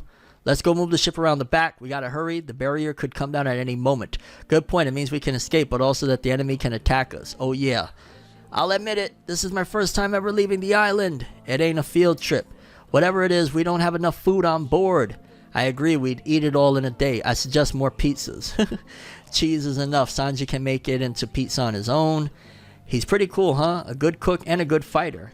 Why are you so cheerful all of a sudden? It's weird. Oh God, a shipping? Yeah, I decided I won't kill Vegapunk anymore. I guess crying all night helped you feel better, huh? I wasn't crying. Transmission from Rob Lucci. We've got details on what's happening inside. Share these with all the ships. Yo, Lucci, you little beard. Did you hear that, Barcelino? I did. He talked a big game like he was in control, but it seems like they're actually trapped inside. The Frontier Dome is a laser defense system, correct? And you are light. Can you get inside? Quite frankly, I can, but a good friend of mine is defending Vegapunk below it. So leap over him. Well, that's not a very sporting thing to do when a man is making a principled stand like that. I'd prefer to play this one by the book. And you should know that when we attack, it will mean that countless sea beast weapons and 50 pacifistas under Centaur's command will start sinking our ships in response. There's going to be a heavy cost to this. And time is of the essence. Where is the power plant? Rob Lucci is a very capable agent. He sent all of the information I wanted to know. Prepare for battle. Prepare for battle. If you can use the 6 powers, make for land when the battle starts. Yes, sir. Yo, it's about to get real. Let's go. Liberative the captive Cypher Pole agents. Roger that. Or liberate the captive Cypher Pole agents. Roger that. Our cannons are worthless against the pacifistas. Use them on the sea beast weapons. Yes, sir. Whoa, this is fun. It's Sky Island ground. Dahaha, take it seriously. Look, there's the Sunny. Sacred Yada Mirror. Okay, oh god. You're finally here, old man. Pacifistas, twing. Eliminate all hostiles. Here I go. Centauro. My defense is the world's greatest. Light from below. Someone's here. Someone's strong. Yo. It's about to get crazy. Let's go. I ain't gonna lie, this was a really wordy chapter. All story driven and all of that good stuff. So I wasn't mad at it. And yeah, we got like one of the biggest setups of the whole series again. I feel like it's like One Piece has been doing such huge and astronomical leaps with the story and getting to points we waited for so many years. Like, for crying out loud, the chapter is talking about we're headed to Elbaf. You know what I'm saying? We got Kizaru heading. I don't know how the hell that fight is going to go, to be honest with you. And I guess I also question, like, damn, I know we've had a time skip. We've had Luffy and them go through so many things, but is Luffy really ready? It's hard to say that when he fought Kaido and Big Mom and stuff, so I guess I shouldn't really ask that question anymore. Is Luffy ready to fight Kizaru? But shoot, I ain't gonna lie, Kizaru has been so long. It's been a long time coming. Yeah, I don't know. Really dope chapter. A lot of wordy stuff. You know, some of the stuff with the other Vegapunks is like, okay. Seraphim, cool stuff. And the fact that Kizaru is gonna slice through, or beam through the motherfucker Sandamaru like butter. It's gonna be crazy. But yeah, overall, decent chapter. I'd say, okay, I gave Boruto 10 out of 10. My Hero, 5 out of 10. I don't know. 4 out of 10, 5 out of 10. Black Clover, 7 out of 10. One Piece, 8 out of 10. It was very good. It's crazy. Luffy on the phone with the freaking, or on the Dendemushis with the damn Gorosei. Yo, long time coming. And it also is a reminder again, we're near the end, folks. We're near the end.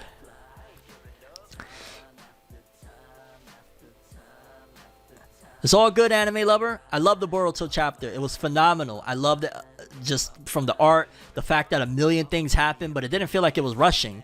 It's like, yo, we got the Ten Tails army in the village. We got Code in the village.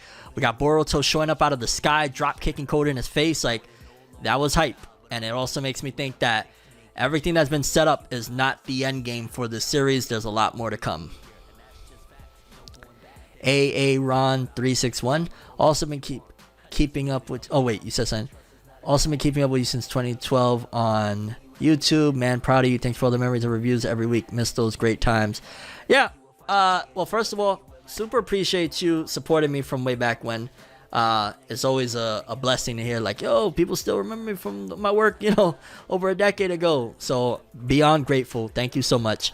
And yeah, I ain't gonna lie, sometimes I do miss those times. I look back like, yo, it was crazy, waking up or sometimes not going to sleep just so that at 5 or 6 in the morning I could be the first person to review Naruto, One Piece, and Bleach. It was some wild times. But God bless you, dude, and appreciate you still coming through all these years later. You think Sarada's eventual genjutsu from the Mangekyo can overwrite omnipotence, such as Koto Matsukami? I don't know. Again, omnipotence is still like foreign territory with this Otsutsuki ability, so I don't really know. No doubt, anime lover. It'll be available on ForneverWorld if you want to watch it tomorrow. I'll have it up by tomorrow, the full stream and all that jazz on ForneverWorld. But yeah, One Piece 1090. Great stuff, or very good, 8 out of 10. Let's wrap this bad boy up with Jujutsu Kaisen 232. Max, if you're out there, we're here. Let's go. Let's get this going. Okay, Jujutsu Kaisen 232. Inhuman Makyo Shinjuku Showdown Part 10. Gege loves the part 1, 2, 3, 4, all of that jazz. That's the second spin. 2 more and Sukuna will adapt to Gojo's inviolability. Act more concerned, Gojo. He looks like he's having the time of his life. Hey, let's go. Look at that art. Oh my god, that panel of Gojo with the hands up on page, will that be 3? That shit looked fire. Let's go. I ain't gonna lie. I love, and I don't care, call it whatever you want. I love when Gege sometimes does the show not tell. Gege is great at just showing really cool combat. That's just me. Like, yo, homie grabbing him by the legs, swinging him around. Like, in the anime, this is going to be great to look at. And it's great to look at here because the art is still really dope, too. Pages 6 to 7. The third spin, only one to go. Is time what's necessary for adapting or experience? Oh, I see. Does he adapt by Does he adapt by taking time to analyze an attack after getting hit once? Or does he adapt after getting hit by the same attack multiple times? That means the reason Gojo isn't using cursed techniques besides laps is, yeah, which is it? All we can say is both are possible. Now I gotta pile on it.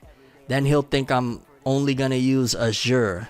The timing will stop him from adapting to this. Cursed technique reversal. Let's go, let's go! High-key, this feels like one of the longest battles in Jujutsu Kaisen. Not complaining. He used amplification to minimize the damage. Even if he amplifies to negate a low output and neutral limitless curse technique, he can't fully negate Azure and reverse Red. Did Sukuna outmaneuver him? Sukuna's gonna adapt. You're sloppy. Are you panicking because I saw through you? Actually, Red hasn't exploded yet. Ooh, baby. Yeah. Okay. Massive pause on this one, but it's too funny to pass up. Homie blew out his back. Pause, and pause. But I couldn't resist because that was funny as hell. Because he literally did that. Pause. From behind. Oh, God. I see the structure of the building. He had Red swing around through it before striking. Yo, that panel on the far left, pages 12 to 13. Oh my god. Gege been snapping on the art. Woo! Pages 14 to 15. Let's go! Black Flash. Oh shit, that is a Black Flash. Yuji's like, that's my technique. What are you doing? 16 to 17. Hey, he knocked out his what do they call, truth seeker orbs? The shit that Naruto has around him. Uh-oh.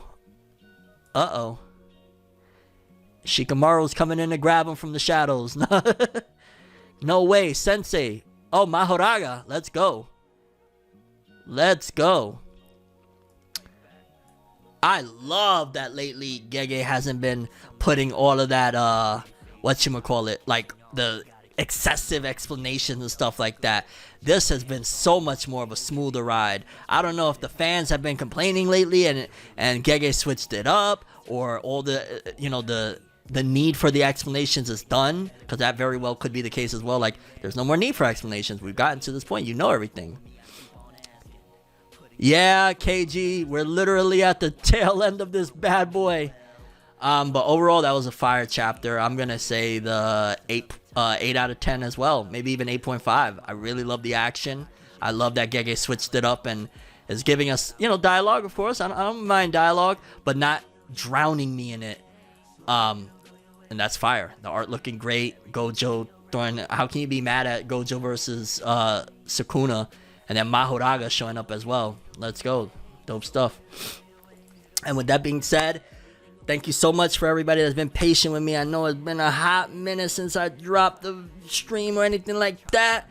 But we out here. The Rise of Tim Roosevelt. I'm working. I'm giving everything I got to reach my dreams, and at the same time better myself as a person every day. Like, yes, I've come a long way from the person I used to be, but I still got a lot of ways to go, and I'm okay with that. I'm okay with, how they say, trust the process. Sometimes it's a difficult thing, but the more you trust the process, the better the ride is going to be. And I've been trying my best to trust the process and carry on. And yeah, shout out to everybody out there that's chasing their goals, their dreams, and trying their best to be a better person. And whatever it is you're seeking out of life, I hope to God you find what you're looking for. God bless everybody. We're gonna rock out of this bad boy with one song. Let's see, what are we gonna do? Let's close out with N. I feel the N right now. Let's do it.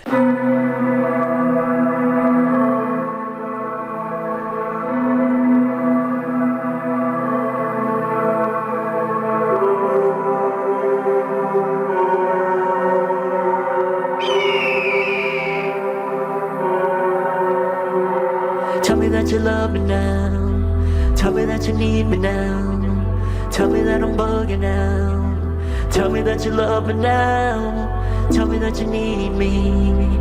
Tell me you believe me. Tell me that it's all real. Tell me this is how you feel. Even if they say no, that's okay. I'd rather have rejection better than a false perception. Scared of starting over, hold up, but the start is the beginning. There will always be losses, take them, then you start the winning. Yes, it'll be hard, nothing worth fighting for ever made it easy. If you want it, gotta get it, can't forget it, can't neglect it. Even if it means a headache, take a gamble with the feels, destroy and rebuild. Akasatana, hamayarawa. But in the end, it always ends with the end. So let's not pretend, we can always start anew, we can do it again. Akasatana, hamayarawa. But in the end, it always ends with the end. So let's not pretend, we can always start anew, we can do it again. I know you're feeling like this is it. I know your doubts got you in a grip.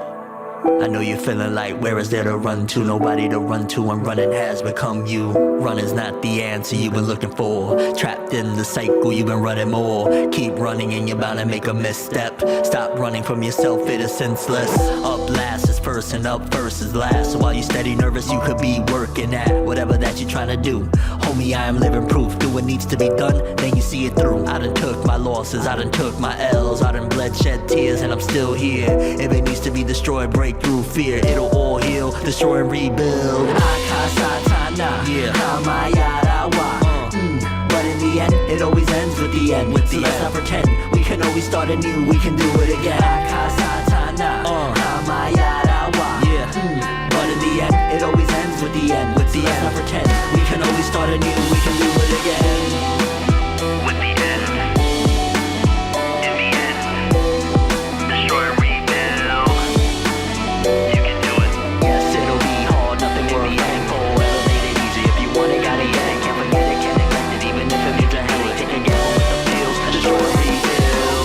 Love me now. Tell me that you need me now. Tell me that I'm bugging now. Tell me that you love me now. Tell me that you need me. Tell me you believe me. Tell me that it's all real. Tell me this is how you feel. Akasatana, yeah. Hamayarawa. But in the end, it always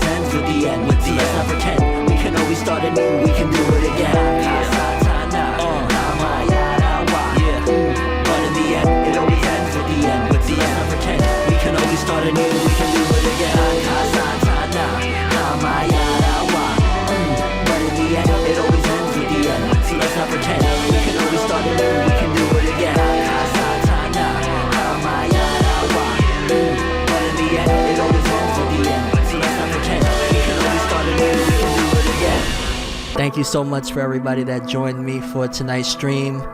God bless everybody. Have a wonderful night. And until the next one, don't forget, keep chasing your dreams.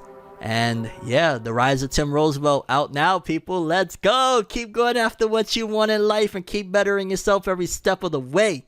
That's how we're going to end this one off. Peace in.